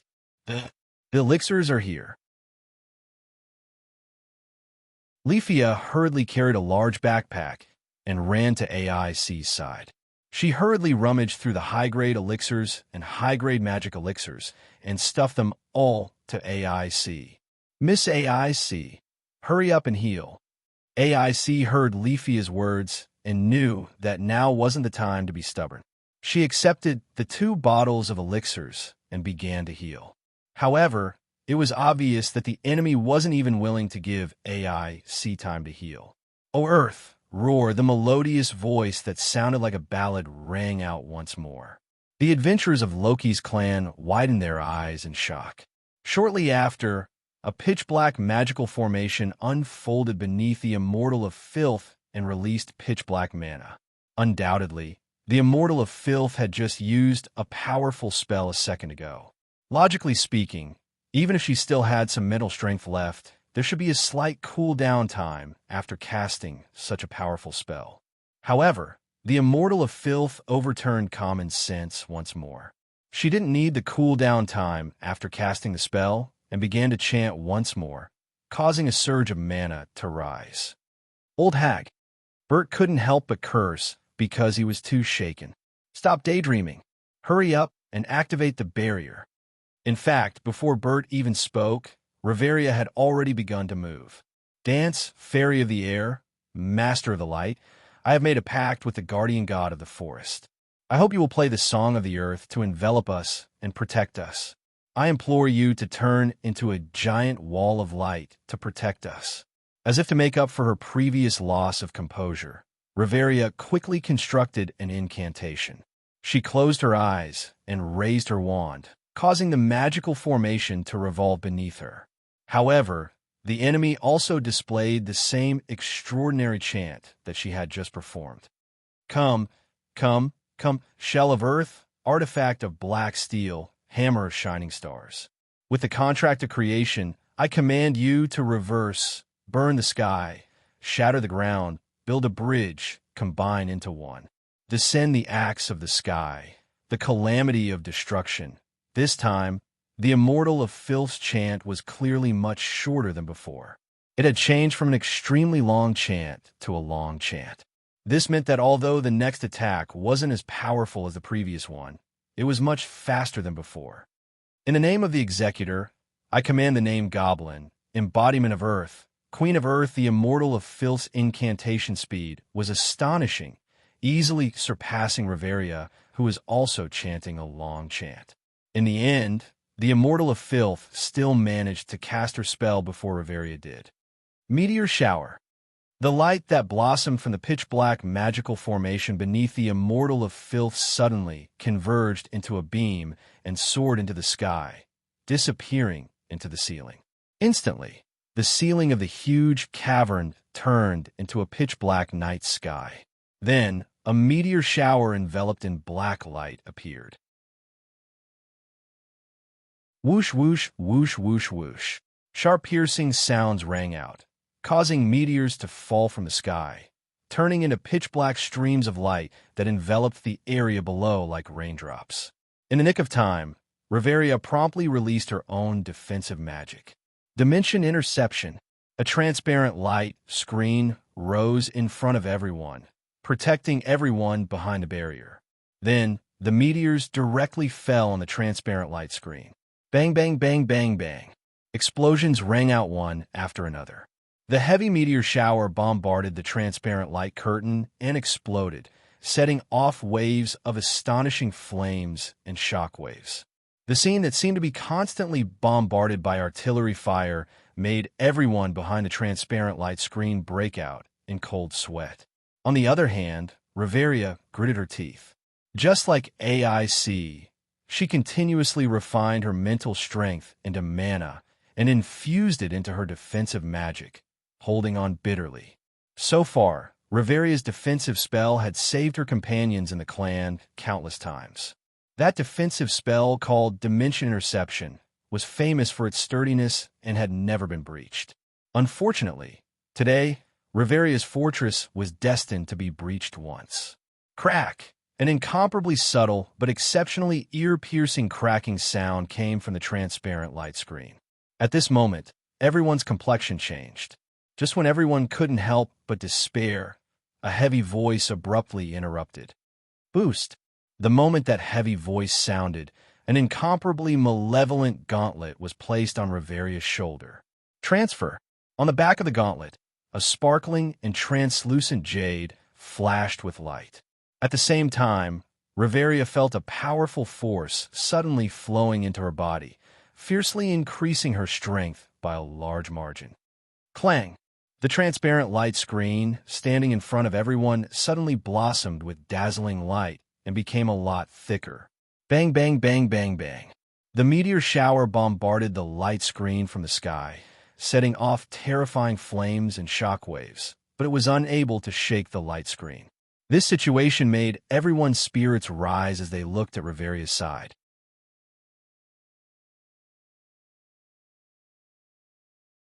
Chapter 2055. At some unknown time, Noah had silently appeared beside Riveria. His gaze was still fixed on that huge female monster, but his hand was on Riveria's body.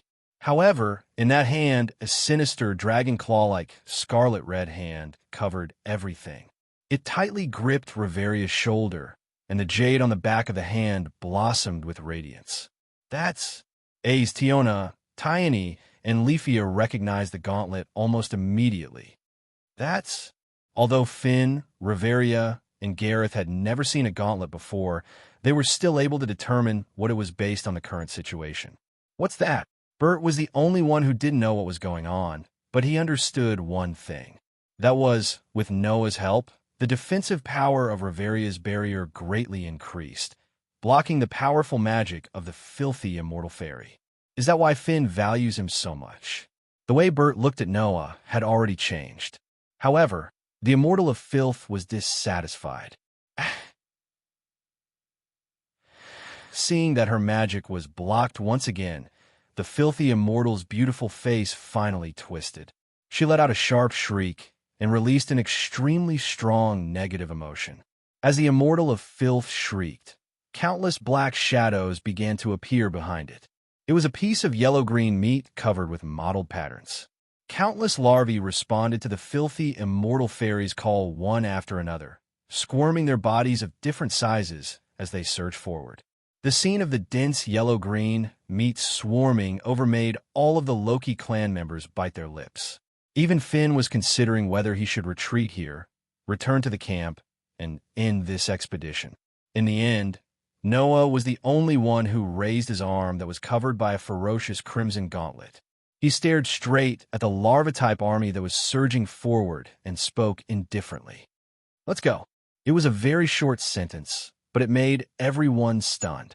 If you don't have enough power, then I'll lend it to you. Noah stared closely at the Immortal of Filth and said so. You just have to be bold and go. Leave that Immortal of Filth to me. After saying that, Noah extended the gauntlet that had been accumulating and multiplying in number to the front. Transfer. The heavy but exceptionally clear voice made the crimson gauntlet blossom with a brilliant light that enveloped everyone around it. Under the shroud of that light, everyone felt it very clearly. An extremely powerful force ran through their bodies and flowed throughout their bodies.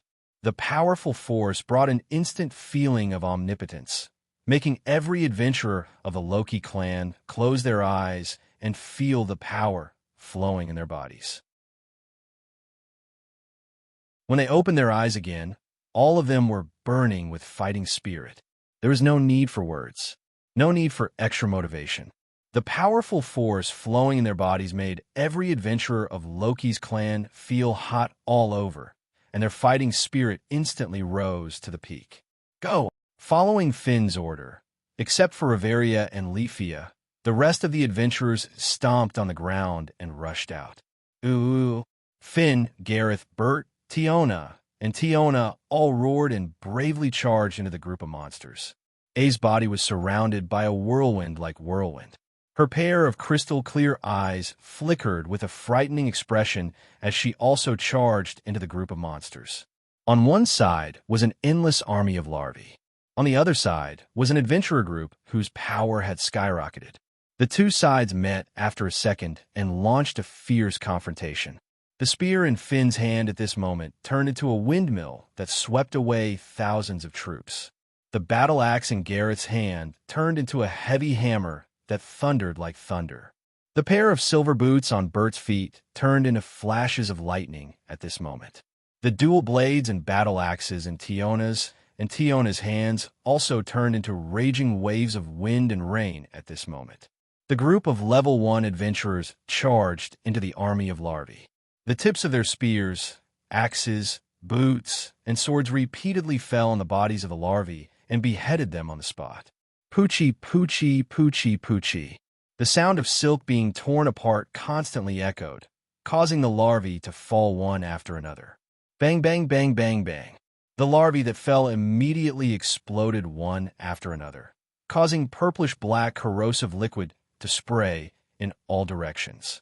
Finn's group, whose power had skyrocketed, completely ignored the corrosive liquid splashing towards them. They charged into the group of monsters at an astonishing speed. Even if the corrosive liquid touched their bodies, it would immediately be blocked by a layer of faint green or white light. It couldn't touch Finn's group at all.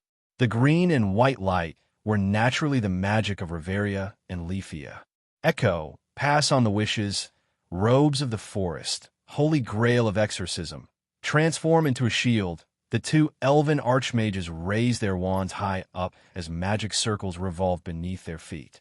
Their bodies rippled with refined mana as they chanted pleasant incantations with light voices while buffing Finn's group with defensive spells one after another, protecting their companions as they charged into the horde of monsters.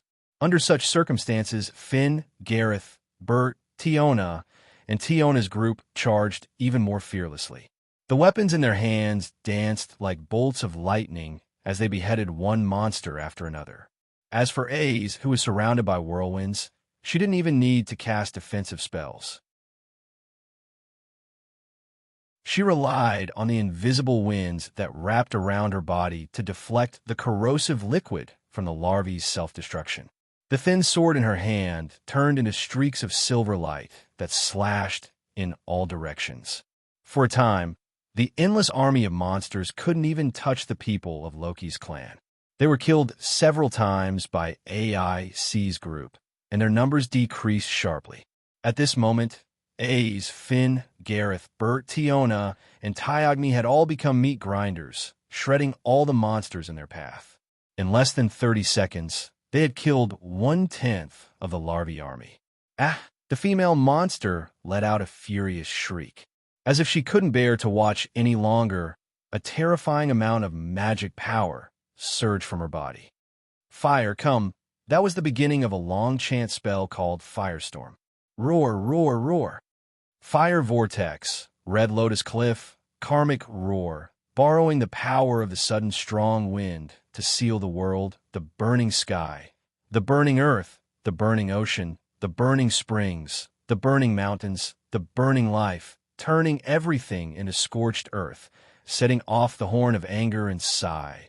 Paying the price with the life of my beloved hero, she began to chant again. And the mana that rose from the female monster became more and more terrifying. A huge red magic circle flashed in front of her, and like the muzzle of a cannon, it was aimed at the Rockies who were charging in the midst of the monsters. It was a pity that no matter how fast the Fairy of Filth chant was, it still needed time. Even if the Fairy of Filth could shorten the long chant that would take most sorcerers a long time to chant, it still couldn't compare to an instantaneous spell. Thus, as the Fairy of Filth spat out a ballad-like chant, a strange phenomenon occurred. Whoosh! A thick beam of magic power suddenly shot into the sky, streaking across space and landing heavily on the magic circle in front of the female monster. Bang! There was a flash and an explosion at the same time. The magic circle in front of the Fairy of Filth was cleanly shattered by the beam of magic power, turning into pieces of broken glass like a mirror. The Fairy of Filth's chant came to an abrupt end. She widened her eyes and looked in the direction of the beam of magic power. There, Noah raised a hand, his dark, deep eyes meeting the Fairy of Filth's shocked gaze. Magic power that was far more powerful than the Fairy of Filth's surged from his body.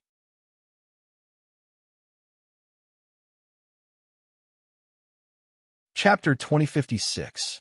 Wong. The atmosphere began to tremble.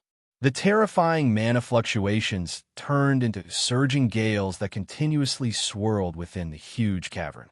With such a shocking amount of mana fluctuating all over his body, Noah slowly lowered his hands, and his body began to distort slightly.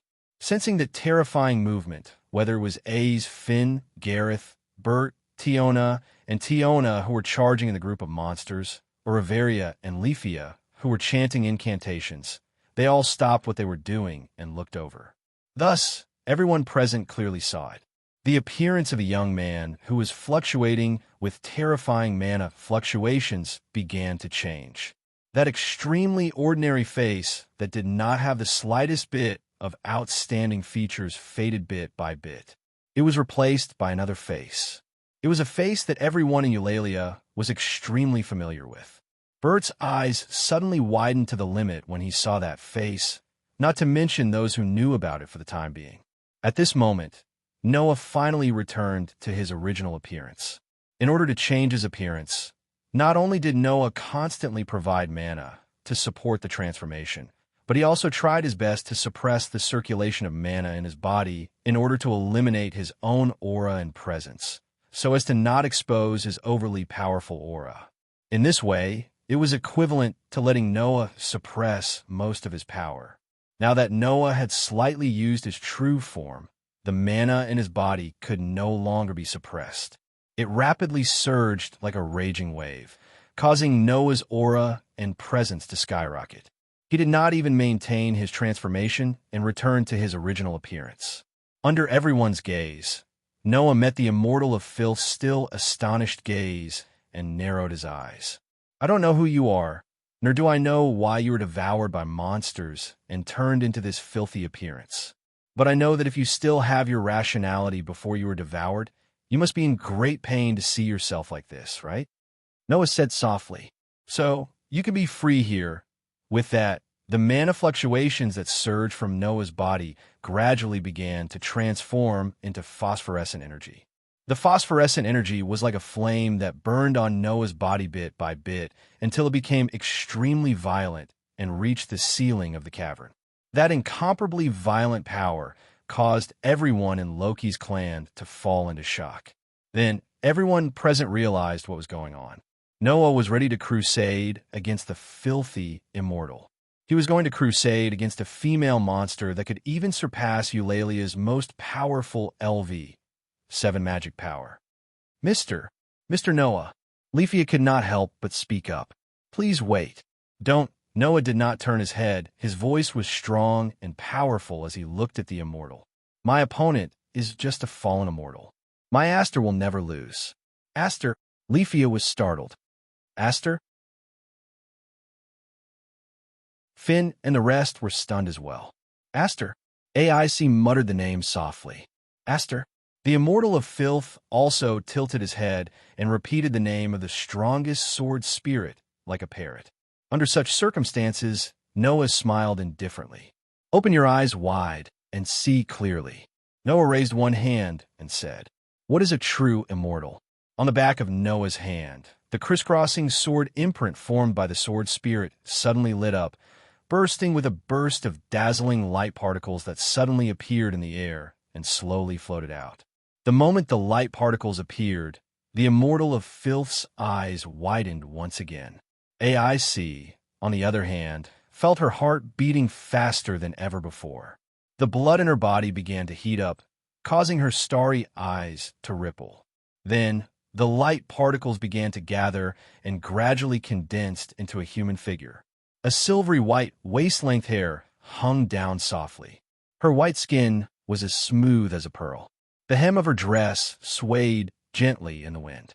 A pair of mysterious eyes gradually opened, shining like gems. The petite elven girl appeared in the dazzling light and landed on the ground.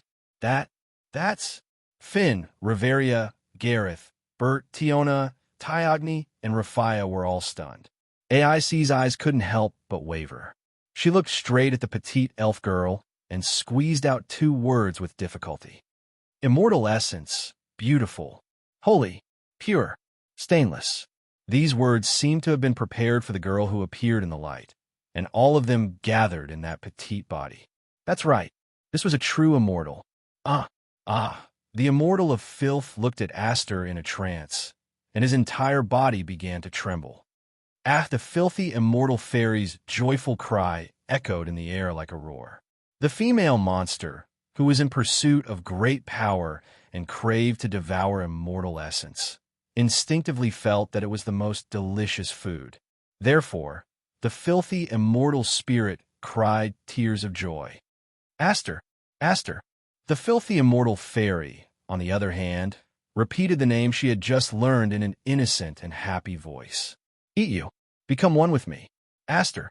Like a young girl chasing after her beloved, the filthy immortal spirit cast a burning gaze at Aster. Then, the filthy immortal spirit moved. Whoosh, whoosh, whoosh, whoosh, whoosh. Tentacles turned into spears that covered the sky and suddenly fell from the sky. They mercilessly fell in the direction of Noah and Aster. Be careful, everyone cried out in alarm. However, Noah only looked at the rain of spears, and his voice didn't waver in the slightest. Cold Queen of Steel, holy sword that slays demons and demons, turn into a sword of steel and bestow me with divine power. No one could understand the incantation that was written in the Elvish language. But it didn't matter, because it was fine as long as Aster could understand it. Only Noah was allowed to chant the incantation to prove that he had formed a contract with the strongest sword spirit. I will not become one with you, Aster said expressionlessly. I only belong to my master. Aster's body flashed with a dazzling light and turned into light particles that gathered in Noah's hand. As if catching a ray of light, Noah raised the shining sword in his hand and pointed it forward. Demon Slayer. The sword was silver in color, and the real name of the strongest sword spirit in the elemental world was engraved on the sword. It was a shining silver steel sword. Under the continuous infusion of divine power, the steel sword flashed with light. Whoosh, whoosh, whoosh, whoosh, whoosh. The rain of spears fell from the sky like a torrential rain. Bang! Noah stomped on the ground and created a shockwave. Like riding the wind and breaking the waves, he advanced instead of retreating. He rushed toward the rain of spears that covered the sky. The distance between the two sides was closed in the blink of an eye. Clank! In the next moment, an unprecedentedly bright light illuminated the area. Ultimate sword technique. Form breaker ardent flower spiral sword dance quadruple slash. Noah released the ultimate sword technique that was used specifically against large-sized spirits and was powerful enough to annihilate demon god-level spirits. Poochie, Poochie, Poochie, Poochie. The quadruple slash turned into 4 streaks of sword light that pierced through the sky. Amidst crisp, tearing sounds, the sword light cut off the tentacles and the petals on the monster's ugly lower body. Then, the sword light cut through the filthy, immortal spirit's goddess-like upper body like a hot knife through butter. The huge female monster was cut into countless pieces by the 4 streaks of sword light, and thick green blood splattered out of its body. Ah! It was no longer a terrifying shriek, but the monster's scream before its death. The filthy, immortal spirit was cut into countless pieces amidst its screams, and its body flashed with light. Bang! Following a sudden explosion, countless chunks of flesh exploded, turning into bursts of ashes that scattered across the ground. A huge magic stone fell on the ground, emitting light.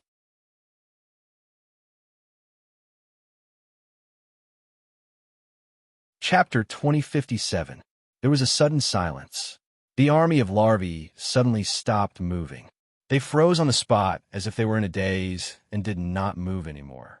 In the midst of the group of monsters that had completely stopped moving, the people of Loki's clan looked at Noah, who had his back facing the huge magic stone that had fallen to the ground, and slowly lowered the shining silver steel sword in his hand. All of them fell into a daze, including Ace. Her somewhat transparent eyes gazed at the man standing in front of the gigantic magic stone as she muttered. One hit, the filthy fairy, who had super standard magical power, may be stronger than the strongest LV-7 auto in the Labyrinth City, but in the hands of Noah, it couldn't even make a move. This fact not only made Ace fall into chaos, but also made Finn and the others clench their fists. Is that his real strength? No, definitely not. Because in the war game with Apollo's clan, Noah once used a terrible magic that could destroy an entire city in one hit. That magic may be more powerful than the super long chant magic used by the filthy fairy. And in this battle, Noah didn't use that kind of magic at all. This proved that Noah's real strength was more than that. Understanding this, everyone was even more shocked. Bert's handsome face began to distort. Why is that bastard here? In the shock of everyone, the larvae monsters that were frozen in place suddenly moved. The death of their commander made this large group of larvae monsters begin to riot. They actually ignored the existence of the adventurers of Loki's clan and hurriedly fled. The sudden chaos on the battlefield finally caused Finn and the others to react. For the first time, Finn showed a somewhat fierce look. You want to escape after finding trouble? It's not that easy. The rest of the people also changed their expressions. Immediately afterward, the people of Loki's clan began to massacre. Seeing the people of Loki's clan rushing to kill the monsters as if they wanted to vent the previous depression and shock in their hearts, Noah shook his head with a smile. Immediately, he turned his head and looked at the huge magic stone behind him. The size of the magic stone was many times larger than the 17th floor's Goliath. It was like a small mountain. In addition, it was an unknown species of monster that was born after swallowing the fairy. If such a magic stone was sold on the ground, it could be sold for at least hundreds of millions of Varus. However, this huge magic stone was different from the other magic stones. Although magic stones were divided by quality and size, they were generally the same purple color. Even if some of them were deeper, they would still be purplish-blue. However, although the huge magic stone in front of him was also purplish-blue, the center part showed a kind of incomparably gorgeous color, as if there were all kinds of colors. It looked somewhat beautiful, but it gave people a very strange feeling and even a very evil feeling. From this point of view, the filthy fairy was decisively different from the other monsters. Is it because it swallowed too many magic stones that its magic stone changed? Or is it because it swallowed the fairy? Noah pondered. It seems that, with the addition of special characteristics, the price of this magic stone is estimated to be an astronomical figure. The power that Noah transferred to the people of Loki's clan could not be maintained forever. In the end, it would fade with the passage of time and eventually disappear completely. Therefore, after bravely charging for a while, the doubled power in the bodies of Loki's clan had disappeared. However, the number of larvae monsters had also decreased sharply. Moreover, because the female monster was killed, all of them fell into chaos. They did not fight back at all, and only fled randomly. In this way, Finn and the others naturally would not let this opportunity go. They constantly chased after the larvae monsters that were blindly fleeing. This hunt lasted for more than half an hour. When the last larvae monster fell and exploded, spraying a large amount of corrosive liquid, the group finally returned to the wilderness where the female monster was. They were all panting miserably.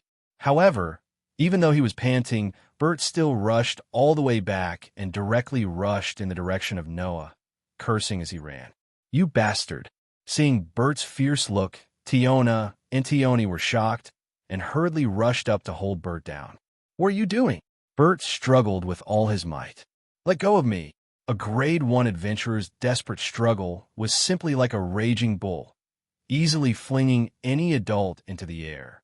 Unfortunately, Tiona and Tioni were also first-level adventurers, and their levels were not lower than Bert's. Moreover, in terms of strength alone, the Amazon sisters were even higher than Bert. Therefore, Tiona and Tioni easily suppressed Bert. Under Bert's struggle, they sighed one after another. So it really turned out like this. That's why I didn't want to tell this werewolf his true identity. You knew from the start. Bert struggled even more desperately. You bastards. You actually invited this guy into your clan behind my back. I'll bite you to death. Seeing Bert's desperate look, Noah was really speechless. I said, I don't have any deep grudges with you. At most, we're not on good terms. Do you have to be like this? Huh? No deep grudges? Bert's face twitched as he yelled at Noah. Go to hell. No deep grudges. I can't wait to swallow you whole. How dare you say we don't have any deep grudges? Bert began to struggle even more desperately, and it took a lot of effort for both Tiona and Tiona to just barely restrain the berserk werewolf. Wah! When did Bert's arms become strong enough to break free from us? Tiona, is this the power of jealousy? It's so ugly. Tioni, shut up. Stupid Amazon. Bert was going crazy. Let go of me. The three first-level adventurers were entangled with each other, as if they were fighting bulls. Even Leafia, who was watching from the side, couldn't help but laugh dryly. As for Finn, Riveria, and Gareth, they were also speechless. What a scary obsession. Riveria, speaking of which, it's our fault for not noticing the true identity of our love rival, right? Gareth. After all, although we try to hide it, we still accidentally mention the name Noah a few times in the strategy guide. The three leaders talked helplessly as they consumed the panacea that Leafia gave them to recover their strength and injuries. As for AIC, she kept staring at the silver holy sword in Noah's hand in silence. Clang! At this moment, the silver holy sword in Noah's hand blossomed with a bright light, gradually dissipating into light particles and condensing into a human figure. All of a sudden, everyone's attention was attracted by Aster. However, before anyone could react, Aster met AIC's gaze. His purplish eyes flickered a few times before he suddenly opened his mouth. Sure enough, you're also a fairy. It was a simple sentence, but everyone was stunned on the spot. This was especially true for AIC.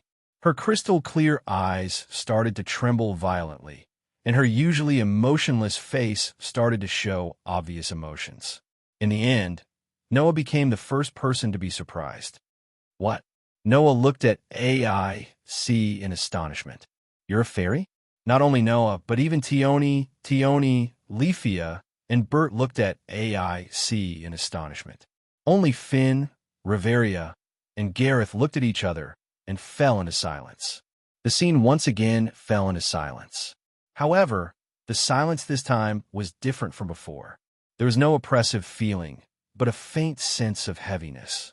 Under everyone's gaze, AIC bit her lips and lowered her head, as if she didn't dare to look at everyone, and squeezed out this sentence. I'm not a fairy. After leaving this sentence, AIC turned around as if she didn't want to say anything else. Finn, Riveria, and Gareth opened their mouths, but didn't know what to say. Tioni, Leafia, and Bert looked at each other in confusion. Seeing this, Noah frowned. It seemed that AIC's background wasn't simple.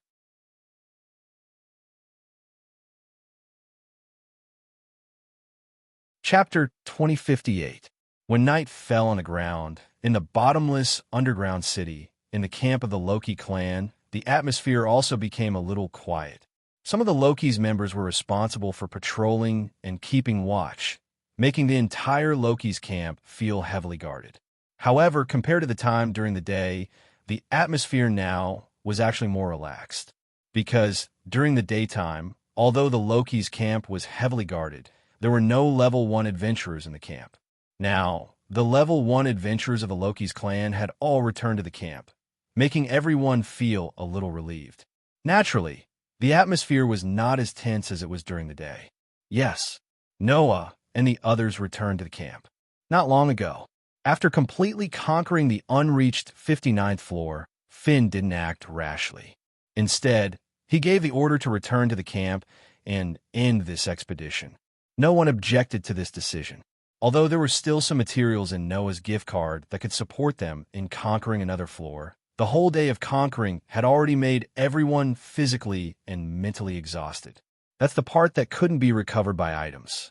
Moreover, a filthy fairy appeared on the 59th floor, and no one knew what would happen on the next floor. Finn thought that they shouldn't take risks at this time. This expedition has achieved its goal, and they can't ask for more. Of course, AIC was one of the reasons why Finn made such a decision. Everyone could see it clearly. After encountering a filthy fairy and being pointed out by Aster that she was a fairy, A's emotions were greatly shaken. Under such circumstances, Finn made the judgment that it was not suitable to continue the exploration and ordered them to retreat. Because of these two reasons, no one had any thoughts of retorting. So, everyone began to retreat to the floor where the camp was located, while picking up the magic stones and dropped items that were left on the previous floor, and returned to the camp with a full load. In this regard, the members who stayed in the camp were quite relieved and felt quite happy. On the other hand, the clearers who broke the record of reaching the floor had a gloomy expression. After putting down the luggage in their hands, they all returned to their respective tents. Noah was no exception. In a tent, Noah was lying on the bedding on the ground. He looked up and fell in his own world of thoughts.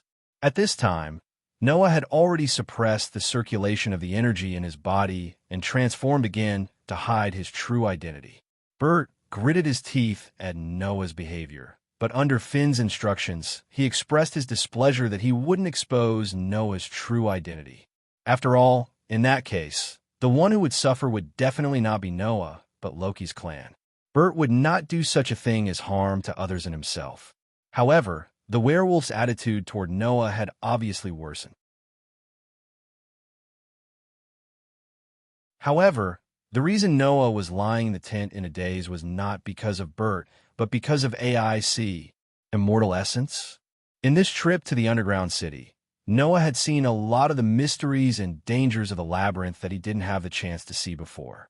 He even met a filthy Immortal Essence, which was very exciting.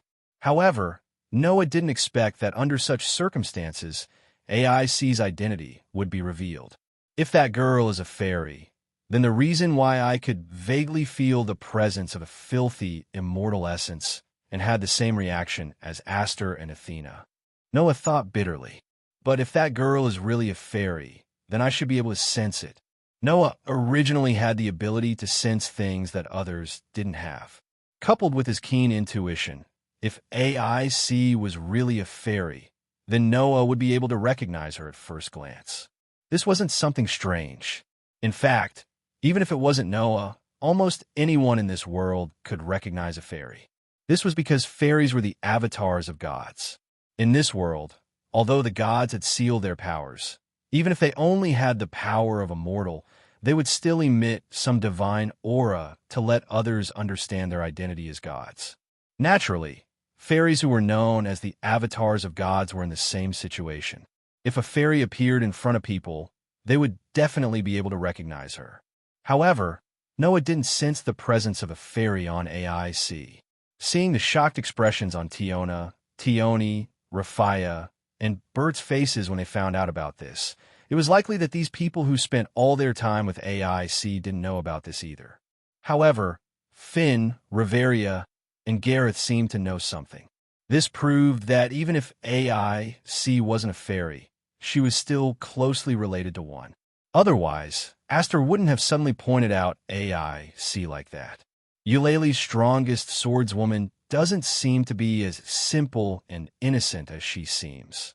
Just as Noah sighed with emotion, a subtle movement began to spread outside the tent. Noah returned to his senses, but he didn't even lift his head. Instead, he closed his eyes and said, "Come in if you want. If you want to come in, then come in. Stop pacing around outside." The commotion outside stopped instantly. After a while, Tiona, Tioni, and Rafia slowly lifted the curtain and walked in with mocking smiles on their faces. Looking at the group of young ladies, Noah opened one of his eyes and glanced over, speaking in an annoyed tone. "What do you want to say?" Tiona and Tioni exchanged glances before shifting their gazes to Rafaya at the same time. Eh, eh. Rafaya blinked and didn't know what to do. Mimi, Tiona, and Tioni nodded repeatedly, leaving Rafaya to put on an expression as though she wanted to cry, but couldn't. In the end, under Tiona and Tioni's silent pressure, Rafaya took a step forward and stuttered. Mr. Noah, I'm here, Noah said with a half-smile. And, Rafaya was speechless. She suddenly thought of something and hurriedly said, I'm here to thank you. Thank you? Noah was startled. Did I do something that you need to thank me for? Of course, Rafaya said emotionally. You saved me a few times today. Now that you mention it, that does seem to be the case. Noah narrowed his eyes. But I don't think you're here to thank me. You must have other motives, right? The corner of Rafaya's mouth twitched. Tiona and Tioni began to look at the sky as though it had nothing to do with them. This made Rafaya have the urge to cry. Looking at the three clowns, Noah couldn't help but chuckle. All right, don't think that I don't know why you're here. Noah sat up and cast his gaze on the three girls. You're here to talk about AIC, right? The three girls' faces brightened up. Yes. We're here to talk about AIC. Like a puppy wagging its tail at its owner, Tiona hurriedly leaped up and sat in front of Noah with a smile on her face. Hey, little brother, is AIC really a fairy? Seeing that Tiona had begun to ask questions, Tiona and Leafia hurriedly came over and sat around Noah. It was clear that they were also concerned about this matter. However, Noah wanted to say something. You've known AIC for a few years. I've only known her for a few months. How would I know if AIC is really a fairy? Noah sighed. Besides, instead of asking me, why don't you ask AIC directly? Actually, we've already asked Miss AIC. Rafaya's expression was rather gloomy. But Miss AIC didn't seem willing to talk to us about it. Yeah. Tioni curled his lips. Every time we asked AIC, she kept silent and apologized to us. Please, she didn't do anything wrong, so why should she apologize? It's simple, Noah said straightforwardly. Because that lass treats you as her real family and feels guilty for hiding it from you. The three girls were speechless. At this moment, an emotionless, crisp voice sounded. That swordswoman must be closely related to the fairy.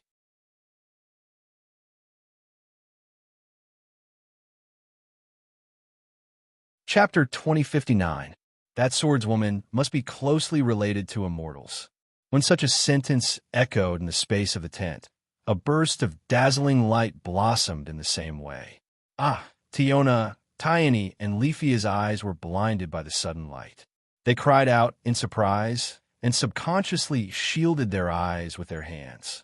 It was only after the light dimmed that Tiona, and Rafaya finally noticed the light. A pure and holy silver-haired girl had appeared beside Noah. Tiona, Tioni, and Leafia's eyes lit up at the sight of the adorable silver-haired girl. In this current era, the various gods had all descended to the lower realms and mingled with the various races of humans. Compared to the gods, the immortal spirits were more legendary. This was because apart from goblins who could easily blend in with humans, immortals of all races had chosen to hide in the mountains and rarely appeared before humans. Things were precious when they were rare. This principle could be applied to immortals as well. In addition, in all kinds of myths and legends, immortal spirits had always played the role of the guidance and support of the heroes and the brave. Naturally, they had a stronger sense of legend. Not to mention, immortals also had the power to create miracles. It was as if they had the ability to develop mysteriously. They were born with the ability to do things that only the gods could do. In an era without the grace of the gods, immortals were the grace of heroes and brave people. Thus, compared to the gods that could be seen everywhere, immortals were naturally more noble and legendary. How could Tiona, Tioni, and Leafia's eyes not light up when a true immortal appeared before them? However, under such circumstances, Aster only faced the gazes of the three girls and said this emotionlessly. Although it's not pure, I can sense immortal blood flowing in that human swordswoman's body. Aster's words extinguished the excitement in the girls' hearts. Immortal blood flowing in her body? Leafia hurriedly asked. Then, what does that mean? Could it be that AIC isn't an immortal, but a descendant who inherited their bloodline? Tiny frowned. That's impossible, right? Immortals can't have children. That's right. Immortals couldn't have children. As clones of gods, immortals played the role of guides and assistants. Their main duty wasn't reproduction. Therefore, immortal spirits would not give birth to children. There was no such thing as heirs. I've read in books that immortals can't have children. Tiona tilted her head and said, Little immortal fairy, did you make a mistake? Noah also turned his gaze to Aster, his eyes filled with questions. Regarding this, Aster only met Noah's gaze. Her beautiful face was as calm as an ancient well, but her pair of mysterious eyes started to sway. Master, you don't believe me? Undoubtedly. Aster's words carried no emotion. But the way she looked at Noah gave the impression that she had been wronged. No matter who it was, they wouldn't be able to give a cruel answer in this situation. Noah was no exception. Of course I believe you, Aster. Noah hurriedly said, I'm just thinking that since immortals can't have children, then why does AIC have immortal blood in her body? Tiona, Tiny, and Leafia nodded as if they were coaxing a child. They couldn't say that they doubted the authenticity of Aster's words. Fortunately, although Aster had lived for more than 1,000 years, she was still an innocent little girl. She didn't doubt Lin Li's words. You don't have to go through the reproductive stage to have the blood of the fairies. The fairies are a race that can perform miracles to a certain extent. Just like how I can become my master's sword by signing a contract with him. That female swordsman, called AIC, may have also received the miracle of the fairies due to some reason and obtained the blood of the fairies. Is that so? Tiona, Tiny, and Leafia were enlightened. Even Noah felt that this explanation was the best explanation for AIC's situation. If AIC was an immortal, then others should be able to recognize her immediately. The reason why they didn't notice it was because AIC wasn't an immortal, but because of some miracle that only immortals could perform, she received immortal blood. Therefore, AIC was able to sense immortals to a certain extent. The wind magic that the swordswoman used might be the power of the immortal essence blood. Aster even said, after using that magic, that swordswoman's combat strength increased by a lot. For a human to be able to use magic, it's already a little against the rules. For example, Chunji's magic could only increase the level of one person, which was a violation of the rules. However, that was also because Chunji was a descendant of the only magic race among the orcs, the Foxmen. She could perform very special witchcraft, which was why she could awaken that kind of illegal magic. If there wasn't anything special about AIC, logically speaking, it was impossible for her to have a magic that could increase her attack, defense, speed, and all sorts of other aspects. It was impossible for her to have a magic that could substantially increase her strength and achieve an effect similar to leveling up. After all, other than intelligence, there was nothing special about the human race.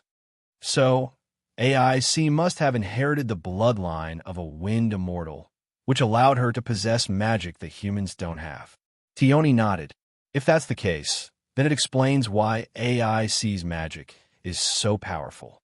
But if that's the case, why didn't AIC tell us the truth? Tioni asked in confusion. Even if she inherited the bloodline of an immortal, it's not a bad thing, right? Or rather, to be able to inherit the bloodline of an immortal is definitely a noble and sacred deed. Leafia argued. Such a deed could even be recorded in the history books. Miss AIC isn't the kind of person who can't see the light of day. If that's the case, then it can only prove one thing. Noah lowered his head thoughtfully and said after a while, there's a secret behind AIC inheriting the bloodline of an immortal. Everyone fell silent. So did Noah. I should have thought of that. Noah smiled bitterly in his heart. How could a person like that not have a secret behind her pursuit of power and strength? Perhaps humans would unconsciously pursue power and strength. But a person who would actively pursue power and strength must have some kind of reason. Tione crossed her legs in frustration. In the end, there's still a lot of things that I don't understand. Tione and Leafia smiled bitterly as well. As for Noah, he heard Athena's voice. If you care, why don't you just ask her? It was a simple sentence, but it went straight to the heart of the matter. It wasn't just Athena. Even Aster looked at Noah and said the same thing. Master, are you going to look for that swordswoman? Noah didn't answer. Instead, he patted Aster's head. When Aster revealed a comfortable expression, he looked at Tione, and Leafia and asked, "Where's AIC now?" Tione and Tione smiled. Leafia raised her brows and didn't say anything. She told Noah unwillingly. At the edge of the camp, on the edge of a boulder that faced the vast forest, a golden-haired, golden-eyed girl stood against the wind, gazing into the distance. Her pair of crystal-clear eyes were unfocused, falling into a state of absent-mindedness. Who? A gentle breeze blew past, lifting up AIC's skirt, causing her long, light golden hair to sway like silk. If it weren't for the lack of a starry sky in the underground city, the girl who stood facing the night sky would be as beautiful as a painting. As a matter of fact, even without the night sky, this scene still attracted the attention of many patrolling guards in the campsite. They almost revealed an intoxicated expression. Under such circumstances, no one was willing to approach and disturb this picturesque scene. Only one person came out of the tent and slowly walked towards AIC under the watchful eyes of the patrolling guards.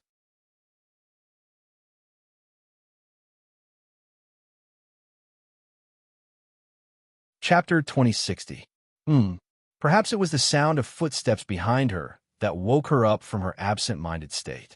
She turned around and looked behind her. When she saw the full appearance of the person, AIC could not help but be startled. Then, she lowered her eyes and acted like a child who did something wrong but dared not admit it. When he saw AIC in such a state, Noah moved his feet lightly and also came to the edge of the cliff. He gazed into the distance and softly said these words. "What are you thinking about?" AIC did not answer. Instead, she lowered her head even more. After a while, she spoke in a low voice. "I'm sorry. Why are you apologizing?" Noah smiled bitterly. Tiona, and Leafia have all said that before, and you've been apologizing because you feel that it's wrong for you to hide something from your fellow clan members. However, although I've joined the Loki clan, I've only known you for a few months, and I've only joined temporarily. Even if you're hiding something from me, it's only natural. There's no need to apologize to me, is there? However, after hearing this, AIC, who had been keeping her head down, lifted her eyes and looked at Noah. She spoke without any consideration. It's not like that. This time, it was Noah's turn to be startled. He looked at AIC. AIC's expression did not change as she met Noah's gaze. However, the spirit in her eyes was much brighter than before. Then AIC said so. "You are also a very important companion." Her voice lacked emotion, but there was a sense of persistence that came from the bottom of her heart. The startled expression on Noah's face gradually faded, and his expression became a little gentler. "Is that so?" Noah reached out and patted AIC's head like before. "Even so, you don't have to apologize to me. After all, everyone has secrets that they don't want others to know. Just like me, I'm confident that I have more secrets than anyone else." These words were exceptionally persuasive, because it was something that everyone knew. If there was no shocking secret, how could Noah be so powerful? How could he be so special? How could he form a contract with a deity? Therefore, no one was more suitable than Noah to say this sentence. Thinking back to Noah's past in front of everyone that night, AIC knew that it was easy to talk about it, but there must be a lot of unknown dangers and processes hidden in it. Thinking until here, AIC suddenly felt that compared to Noah's past, the things that she was hiding were really not worth mentioning. When this thought rose in AIC's heart, she had an impulse. She had an urge to tell Noah about it. Under the impulse of this impulse, AIC could not help but speak. I am indeed not a deity. The hand that patted AIC's head. Under such circumstances, AIC lifted her head and met Noah's deep, pitch-black eyes. But the fairy's blood flows in my body. My mother's blood flows in my body. Mother. That was the name AIC gave to the owner of the blood flowing in her body. There was no doubt that she was an immortal, and deities could not give birth to offspring. But AIC still called her mother. This was because the blood of that immortal flowed in AIC's body. Father is a hero, AIC said softly as if she was pulled into the abyss of memories. A true hero, the kind that is even recorded in fairy tales. Upon saying that, AIC turned around and stood shoulder to shoulder with Noah. While looking at the forest in the distance, she spoke with a voice that seemed like it would disappear in the wind at any moment. In the past, Father was very active as a hero, and Mother was a deity that helped him. In other words, AIC's father was like the heroes and warriors before the gods descended, receiving guidance and help from a deity. During this process, the two of them formed a deep friendship and fought together, creating many brilliant achievements in battle. During this time, the two met a friend who had the same instincts. During this time, the two's relationship improved, and so AIC was born. Of course, deities were not a race that could give birth. Then, was AIC really their biological daughter? Noah was not stupid enough to dig into this question. Noah only needed to know one thing. That was, AIC's father was a true hero, and her mother was a legendary fairy. So, AIC was not a deity, but the blood of a deity flowed in her body. That was no doubt the miraculous result of AIC's mother's deity. Although AIC didn't go into detail, it was just as Aster had said, AIC had a great connection with the fairy. But Noah did not expect AIC's father to be a real hero. What about your parents? Noah could not help but ask. Are they not here anymore? Hearing this, AIC lowered her head and said in a low voice with a dejected expression, during the final battle, we were separated. Every hero's story would have an ending, and this kind of ending would often end with a great battle. The hero in the story and the villain in the story would have a final battle. This kind of development was often the most important part of the story. As for the final battle, would the hero emerge victorious and defeat the evil? Or would the evil continue to grow stronger? Or would the hero sacrifice himself in the end to save the world, and both sides perish together? That would depend on the author's mood. And AIC's father, obviously, did not have a perfect ending. I kind of hate myself at that time. AIC suddenly said, if it wasn't because I was too weak at that time, I might have been able to save Dad and Mom. Is that so? Noah closed his eyes. Is that why you have always been chasing after power? So, I'm not a hero like Dad. AIC's emotionless face was covered with a layer of sadness. I'm only becoming stronger for my own personal grudge. But no one said that it is wrong to not become stronger for others, right? Noah smiled. And even if it is right to become stronger for others, you are not in the wrong. Because you're chasing after power for your parents, right? AIC was silent. After a while, AIC asked this question. What about you? Noah was stunned. AIC looked straight at Noah and asked with her usual calm tone. You, why did you become stronger? AIC's words reminded Noah of the dream he had seen in his mind. That was the dream that he had been having since he was young. In the dream, Noah was standing in a pure white world. Around him were pieces of feathers. Some of the feathers were complete, some were missing. And those missing feathers had been transmitting their feelings to Noah in the dream. What kind of feelings? Sadness, helplessness. They represented a world, and all they wanted was to be whole again. That's right. It was just like a child, pure and simple.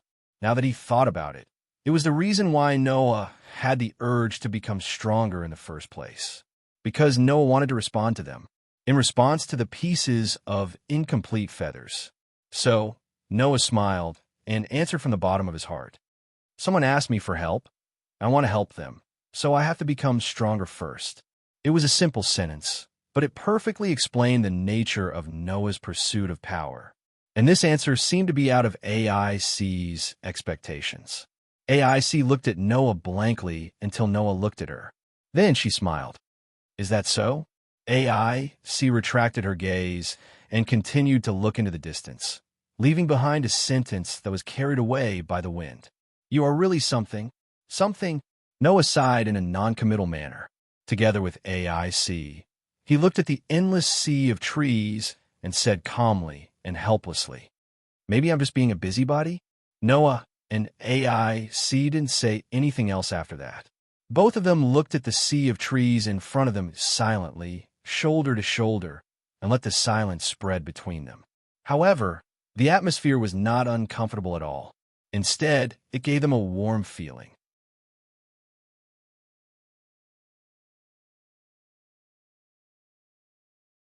Chapter 2061. The next day, the members of Loki's clan began to get busy. The tent was untied. The bonfire was extinguished. The luggage was carried. The personnel were gathered. The temporary camp built on the boulder was dismantled at a speed visible to the naked eye and gradually restored to a corner of the dungeon without any vitality. Only by careful observation could one find some traces of living people. After that, the members of Loki's clan began to retreat under Finn's command. In other words, this expedition was over, and the results were gratifying. Not only did they successfully reach the unreached area, but they also broke the record of the floors reached, and they even successfully conquered the 58th floor. The harvest was not small. After all, in the past, although Finn and the others successfully reached the 58th floor, they were sniped by the cannon dragon from the 58th floor when they stepped into the 52nd floor. Caught off guard, they fell directly to the 58th floor and lost all their items and equipment. In the end, they escaped with injuries and returned to the ground, saving their lives. In other words, although the previous record of the Loki clan was the 58th floor, it was not a serious strategy. It was only when they stepped into the 52nd floor that they were sniped and accidentally fell into a hole that was blasted open. They fell all the way to the 58th floor, which was why they obtained this record. This time, everyone seriously conquered the 58th floor and even conquered the 59th floor. Not to mention other things, just the magic stones and dropped items as the spoils of war were a big harvest. In addition, Noah's gift card provided convenience, so that these spoils of war could be transported with ease, and not like before because there was no way to carry them. They had no choice but to abandon them. This time, it was really a big harvest. If these spoils of war were sold, the pockets of Loki's clan would be rich. Previously, in order to deal with a new species of monsters, Finn spent a lot of money, not only to buy a large number of magic swords, but also to prepare the first-level adventurers with unbreakable attributes, plus a large number of materials. The cost was not a little bit. Therefore, if they could not make up for the losses in this expedition, then for a long time, the Loki clan could only tighten their belts and live a tight life. Fortunately, the harvest this time was gratifying. Of course, the harvest in terms of money was only one aspect. The experience points obtained by many members during the expedition was the most precious gain. Not to mention other things. The first-level adventurers of Loki's clan had gone through many bitter battles and encountered an extraordinary existence like the Fairy of Filth, so the experience points accumulated must be very high. Therefore, everyone was looking forward to it. They were looking forward to returning to the base camp and updating their ability points, how much they would grow. Driven by this mood, the speed of the adventurers of Loki's clan was not slow at all, at least faster than when they came. At the beginning of the expedition, it took Loki's people 5 days to reach the 50th floor. This time, it only took them 3 days to pass the 18th floor of the safety floor and return to the 17th floor. Such a speed could not be described as slow. However, the reason why they were able to return to the middle area so quickly was because they did not need to deal with monsters anymore, aside from the fact that their movement speed had increased. In the past, during the expedition, in order to accumulate experience points for the LV3 and LV4 for second-level adventurers. After returning to the lower area, the first-level adventurers basically would not make a move. In this way, it would naturally affect the speed of their progress to some extent. This time, along the way, the LV3 and LV4 second-level adventurers almost had no chance to make a move, because they were robbed of their kills. Ooh. In the cave passage on the 17th floor, a group of minotaurs were holding stone axes high. Their eyes were red. While shaking the ground with their powerful footsteps, they rushed toward the adventurers of Loki's clan. The number of minotaurs was not small. At least, it was much more than the entire expedition team of Loki's clan. However, these monsters classified at LV2, although they were known as the most representative monsters, were easy to deal with for Oli's top clan group, whose lowest level was LV3. Even if the first-level adventurers did not make a move, it would be the same. However, before the basic members of Loki's clan could make a move, a golden figure rushed out. Swoosh! In the clear sound of footsteps, C suddenly pulled out the sword at her waist. A pair of gem-like eyes floated with a light full of momentum. Like a gust of wind, she rushed into a group of LV2 minotaurs. Whoosh, whoosh, whoosh, whoosh, whoosh. The silver rapier turned into a flash of light and a sharp sound of breaking the air, sweeping in all directions. Poochie, poochie, poochie. Along with the sound of ripping silk, the minotaurs were all severed at the waist. A large amount of blood splattered out from their rock-like waists, dyeing the entire ground red. The dying screams of the monsters resounded throughout the entire cave passage. The people of Loki's clan could only watch AIC, who was getting fiercer and fiercer in the group of monsters, and they were all speechless. "That's too violent," Tiona couldn't help but mutter. "It's been 3 days, and she's still so violent. What exactly happened to AIC?" Yeah, Tiona could not help but sigh. Although it's much better than the lifeless appearance when she came back from the 59th floor, if this continues, AIC won't really become a violent maniac, right? Miss AIC is not a violent maniac. Leafia felt the need to protect her idol's image and argued strongly. Although she usually looks like she doesn't talk much, Miss AIC is actually gentler than anyone else. Gentler? Gareth laughed as if he did not dare to ask. Although that child is not as warlike as others think, if you want to talk about gentleness, it's a little subtle. From my personal point of view, I hope that child can be gentler. Riveria opened one of her eyes and said in annoyance, "As a woman, it's not right to fight and kill all day. Why don't you say that to yourself too?" Finn laughed bitterly. "Well, you're a woman too. Don't worry so much." Bert did not think that there was anything wrong with AIC and snorted with his arms crossed. If AIC can vent a little, those monsters could be considered to have died a worthy death. Vent. Indeed, vent. AIC seemed to want to get rid of the unpleasant memories caused by the filthy fairy incident, and had been continuously killing for the past 3 days. So, this could only be a way to vent. Carrying a huge backpack, Noah, who blended perfectly into the crowd of basic members like an onlooker, sighed in his heart as he watched AIC charge into the horde of monsters. If this can make her feel better, then it's indeed a good thing. However, Riveria's words were not wrong. A girl who could only vent her feelings through killing when she was in a bad mood was really a little tragic. Although AIC was the descendant of a hero and the orphan of a fairy, and looked like a female warrior at the top of the world in the eyes of others, no one knew that this girl who was not good at expressing her feelings was just an ordinary girl. Thinking of this, Noah looked at AIC, who was killing monsters, and made a decision in his heart. "You're back." In the central square, where adventurers came in an endless stream, in front of the Tower of Babel, Tiona raised her hands high and cheered at the blue sky with a happy smile on her face. "Stop!" Tiona couldn't bear to look directly at her and shouted. "It's so embarrassing." Not only did Tiona feel embarrassed, but everyone in Loki's clan also had an awkward look on their faces.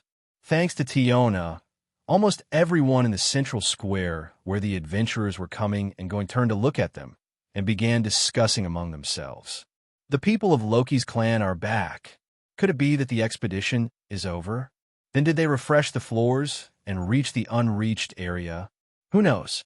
Similar conversations were constantly heard, making the adventurers of Loki's clan, who were used to others' gazes, feel somewhat uncomfortable. Under such circumstances, Noah raised his head and looked at the Tower of Babel behind him. The white-walled tower towered into the clouds, as usual. However, near the top of the tower, a scorching gaze was cast on Noah's back, as usual.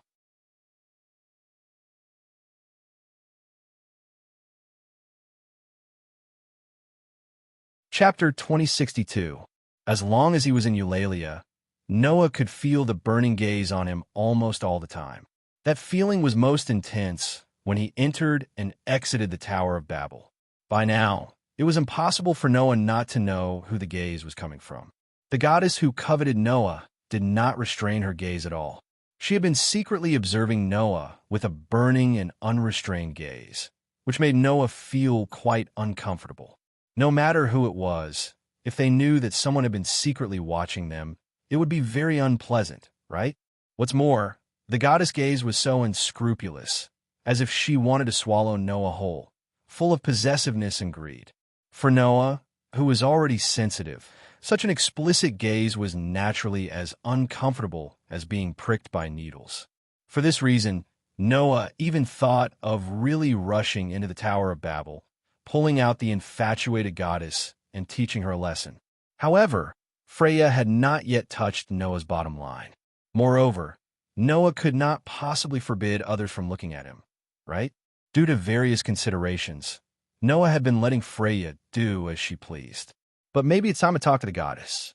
With this idea in mind, Noah met the burning gaze that was cast on him, and his eyes gradually flickered. It was unknown if she had comprehended something from Noah's performance. The beauty's explicit gaze trembled slightly, and then she gradually began to retract it. At this time, Finn and the others also noticed Noah's actions. "What's wrong?" Finn asked on behalf of everyone. "Is there something wrong?" "No." Noah withdrew his gaze and shrugged. "It's just a bored goddess who has been infatuated with me."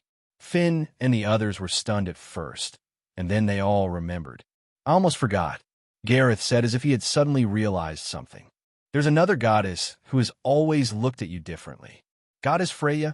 Riveria looked up at the top of the Tower of Babel. According to Loki, that beautiful goddess is only interested in the men she likes. Furthermore, she has an unusual hobby of collecting. She has always liked to collect children with thorough souls. In other words, you've caught the eye of the goddess of beauty. Tiona tilted her head. "I think he was courted by goddess Freya. You better keep your voice down. Don't let anyone hear you.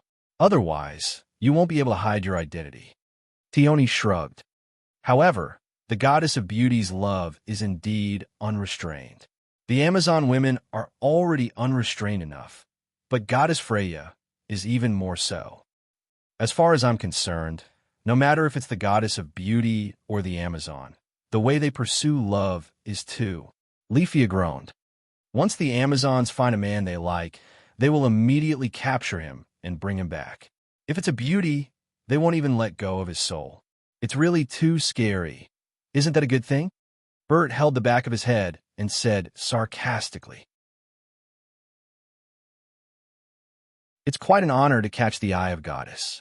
Furthermore, the way she pursues the male she likes suits my taste very well. Why don't I try to kneel down and lick her? That way, I can have a taste of the goddess."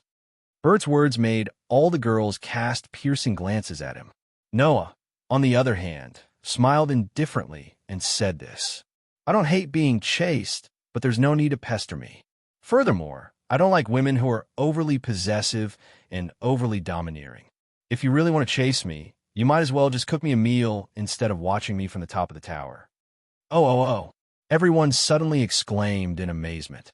"I see." Tioni nodded with a serious expression. "You're the kind of person who values this aspect, aren't you? Did you hear that? AIC. Tioni hugged AIC, who had been silent all this while, and said with a smile, "Do you like women who can cook for you with their own hands?" Don't you want to give it a try? Eh. AIC was stunned for a moment, and then her pretty face blushed slightly. Rafia and Bert, on the other hand, flipped out. Miss Tioni, please don't make fun of Miss AIC. Stupid Amazon. Don't talk nonsense over there. Under Rafia and Bert's furious glare, Tioni shouted, "So scary," and then threw herself into her sister's arms. Noah could only smile bitterly at this. Goddess Freya is indeed an opponent that cannot be ignored. Finn licked his thumb and narrowed his eyes. Although Loki and Beauty were old acquaintances when they were in the heavenly realm, I really don't know if their relationship is good or bad. Moreover, our clan's relationship with Freya's clan isn't very good. We can even be considered enemies. After all, Loki's clan and Freya's clan are known as the two most powerful clans in Eulalia. Gareth grinned. But since ancient times, there's always been only one most powerful existence. Others are curious about who is stronger between Loki's clan and Freya's clan, but we have always been competing with each other. In the past, we have also had conflicts with Freya's clan more than once or twice. Reveria exhaled. This time, the person that the beauty goddess covets is in our clan. This will probably make the conflict even more intense, right? Everyone nodded in agreement. All right, you don't have to worry, Noah said without much thought. I can handle the beauty goddess myself. I won't implicate the clan. However, Noah's words attracted everyone's reproachful gazes. What's wrong? Noah was stunned. Why are you looking at me like that? Hearing this, everyone looked at each other. I know that you are very capable. Even if you're alone, you can still fight against a god, a clan, and even the entire Eulalia. I wouldn't be surprised. Finn sighed and looked at Noah with a serious expression. However, I want to tell you that no matter how strong you are now a member of our clan. Your matter is our matter. Don't ever say that you won't implicate our clan if you want to solve it by yourself. As Finn's words fell, everyone else's expression became extremely serious. There was not a hint of pretense. Even Bert, although he snorted coldly, did not refute Finn's words. Although the surrounding grassroots members did not eavesdrop on the conversation between the higher-ups, they understood the atmosphere and turned to look at them, showing that they were of one mind. As for AIC, her eyes were fixed on Noah. I've said it before. AIC said firmly, "You are also a very important companion." Seeing that everyone from Loki's clan showed a serious expression from the bottom of their hearts, Noah looked at them calmly. After a while, he suddenly smiled. All right. Noah raised his hand in surrender. I take back what I just said. Only then did everyone's expressions relax. That's more like it. Tiona giggled and hugged one of Noah's arms. Since little brother is being pestered by a strange goddess, we can't just sit back and do nothing. That's right. Tioni hugged Noah's other arm with a smile on his face. This is also for AIC. For AIC, Noah blinked, not understanding what was going on. Why is it for AIC again? Tiona, AIC's eyes were full of protest. Don't say weird things anymore. That's right. Rafia also protested loudly. This has nothing to do with Miss AIC, right? Only this time, I have to agree with this little brat's point of view. Bert's pair of tails stood up as if he was enraged. Stupid Amazons. If you say anything strange again, I'll kick you. It was a pity that Tiona didn't fall for it at all. They continued to smile, which made Leafia and Bert reveal resentful expressions. Finn, Reveria, and Gareth watched this scene as if they were watching from the sidelines.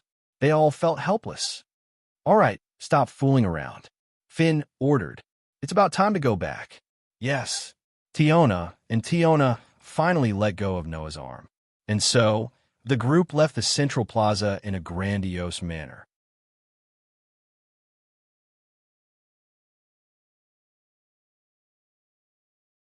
Chapter 2063. Eulalie, the base camp of Loki's clan. As always, a messy and strange mansion was located there. Outside the gate, two armed guards stood upright like statues, guarding their loyalty. They perfectly displayed the facade of one of the two most powerful clans in the May City. The mansion was quiet. Since the main members were on an expedition to the dungeon, the base camp was naturally less lively than usual. However, it didn't take long for the vitality to return, because, on the street ahead, a team was walking in a mighty manner, which immediately attracted the attention of the two guards. Seeing Finn and a group of level 1 adventurers leading the way in front of the team of dozens of people, the two guards were pleasantly surprised. "Leader is back. Everyone is back." The guard's loud report immediately caused the originally quiet base camp of the Rockies to burst into an uproar and clamor. The members in charge of guarding the base camp began to come out of the mansion one by one, gathered in the courtyard, and opened the gate. Under such circumstances, Finn led the expedition team of Loki's clan into the base camp of Loki's clan while responding to the greetings of the members and the guards. Just as the atmosphere suddenly became lively, a figure suddenly rushed out from the mansion. "You're finally back." Amidst such cheers, the goddess in simple men's clothing rushed over. Furthermore, he didn't even look at the male members and directly pounced on the beautiful female members. "I missed you so much. My darlings, let me see if you're hurt anywhere." While shouting, the main god, who liked to harass girls of the same sex, wriggled his hands with a wretched expression, as if he wanted to tightly grab a soft part that was easy to deform and rush straight out. Unfortunately, no one here didn't understand the behavior of their main god. Thus, the moment Loki pounced forward, Aes, Tiona, Reveria, and even Leafia turned around nonchalantly and easily dodged the overgod who was about to attack them. Bang! The wretched main god rushed straight to the gate and couldn't stop himself from crashing into it. He fell silent with his arms and legs spread out. The Loki clan members didn't seem surprised at all, and they acted as if they hadn't seen anything. They walked into the mansion without hesitation, and as they walked, they unloaded their luggage and ordered the clan members who stayed behind to carry it. Such a skillful and familiar response rendered Noah, who was following the team, speechless. It seemed that similar things had happened more than once or twice. Therefore, everyone entered the mansion one after another. Wait. Only then did Loki limp in, covering his red nose. "Aren't you guys too heartless? We haven't seen each other for almost half a month. Shouldn't this be a touching reunion scene?" As he shouted, Rocky started pestering a group of female members again. "Tiona, aren't you tired? Tiona, do you want me to give you a massage? Reveria, talk to me. Leafia, your clothes are so dirty. Damn it. Hurry up and take them off. Let's take a bath together. I see. Don't ignore me." Loki, who was harassing the group of female members like a cannonball, had a flattering smile on his face, but it attracted the disdain of the group of female members. Loki, who was chased away, could only look for the male members with a dejected expression. He spoke weakly. "Everyone, welcome back. We're back, Loki." Finn greeted Loki with an indifferent expression. There were no sacrifices in this expedition, and the harvest was quite good. It seems that the harvest was quite good. The powerless expression on Loki's face gradually faded. His eyes, which stared at the group of male members, began to show a calculating wisdom, and he smiled. Moreover, in addition to the harvest, it seems that something unexpected happened, right? His insight was astonishingly high. Although he usually only liked to harass cute girls like a wretched uncle, the existence in front of them was still a divine being. It was only at this moment that the group realized how astute the goddess named Loki was. "I reckon this expedition was quite dangerous, right?" Loki looked at Noah with a smile. "It's really great to be able to rope you in before these children go on an expedition." Obviously, Loki had seen through the matter of who solved the crisis and the problem in the end. At this point, even Noah couldn't help but admire Loki. Compared to the pure, kind, and unscheming Hasti, as the main god of a clan, Loki was undoubtedly more outstanding. Of course, that didn't mean that Hasti was inferior to Loki. It was just that their natures as gods were different. As a pure and unsullied virgin goddess, Hasti excelled in love and care. She was like a spiritual pillar that gave the members of the clan great motivation. Loki, on the other hand, was an evil god known for her cunning.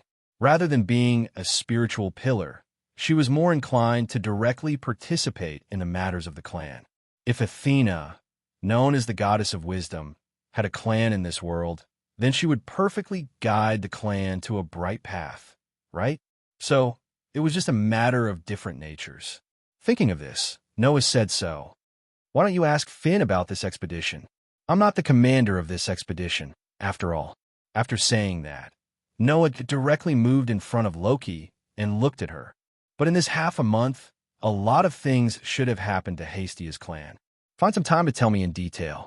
Leaving such a sentence, Noah turned around, waved his hand, and stepped up the stairs in the corner of the hall and walked up the tower. However, Rocky was not happy about it. That little guy only knows how to think about that shorty. Am I that bad? Loki's words made several level 1 adventurers of Loki's clan laugh. After returning from the expedition, the first thing everyone did was to take a good bath. In the dungeon, there weren't any good conditions for people to take a bath. Not to mention other things. Even the female adventurers who loved cleanliness didn't even have a bath in the 50th floor of the dungeon. Only when they returned to the 18th floor did they have a lake for people to take a bath. But even so, after taking a bath, they could only wear the dirty clothes that had been dirted countless times in the dungeon and didn't have a chance to wash them. Naturally, it wasn't that clean. So, after returning to the base camp, everyone took a bath first, changed into a new set of clothes, and then fell on the bed together and began to sleep. In the dungeon, even if there were companions in charge of keeping watch, no one would really be at ease to enter a state of deep sleep. Now that they were finally back home, the exhausted members of the expedition could finally have a good night's sleep. Therefore, everyone in the base camp, including Loki, didn't disturb the members of the expedition and let everyone have a good night's sleep. It wasn't until the next day that everyone woke up one after another and gathered in the dining hall to eat. Noah sat at the same table as before with the level 1 adventurers. During the meal, everyone chatted as they ate, accompanied by the chatter of the adventurers around them. It was very lively. I'm done eating. Bert still looked unhappy as he finished his meal. Then, he turned his head and left his seat, heading out of the dining hall. Seeing Bert like this, the level 1 adventurers of Loki's clan looked at each other and smiled helplessly. That werewolf seems to have a worse temper after knowing little brother's true identity. Tiona pursed her lips. With such a weird personality, how could anyone like him? Anyway, in Bert's eyes, a powerful male is a kind of charm. Tiona ate her meal as if she was used to it. Although this theory isn't wrong, it's another matter if his personality is so annoying. Well, don't say that. Loki seemed to have come over to join the fun. He chuckled as he pestered the girls. Although Bert isn't very likable, he's not a bad person. He's quite cute. Everyone laughed one after another. Noah was already used to it. He asked Loki casually, "Oh, right? By the way, has anything happened to Hestia recently?" You're tuning in to the Dreamy Chapters YouTube channel. We're so grateful for your support, and don't forget to subscribe to join us on this incredible journey through captivating stories. Your generosity through donations truly makes a world of difference, as it's the primary source of revenue that allows me to expand and enhance this channel for you. Thank you from the bottom of my heart for being a part of this adventure.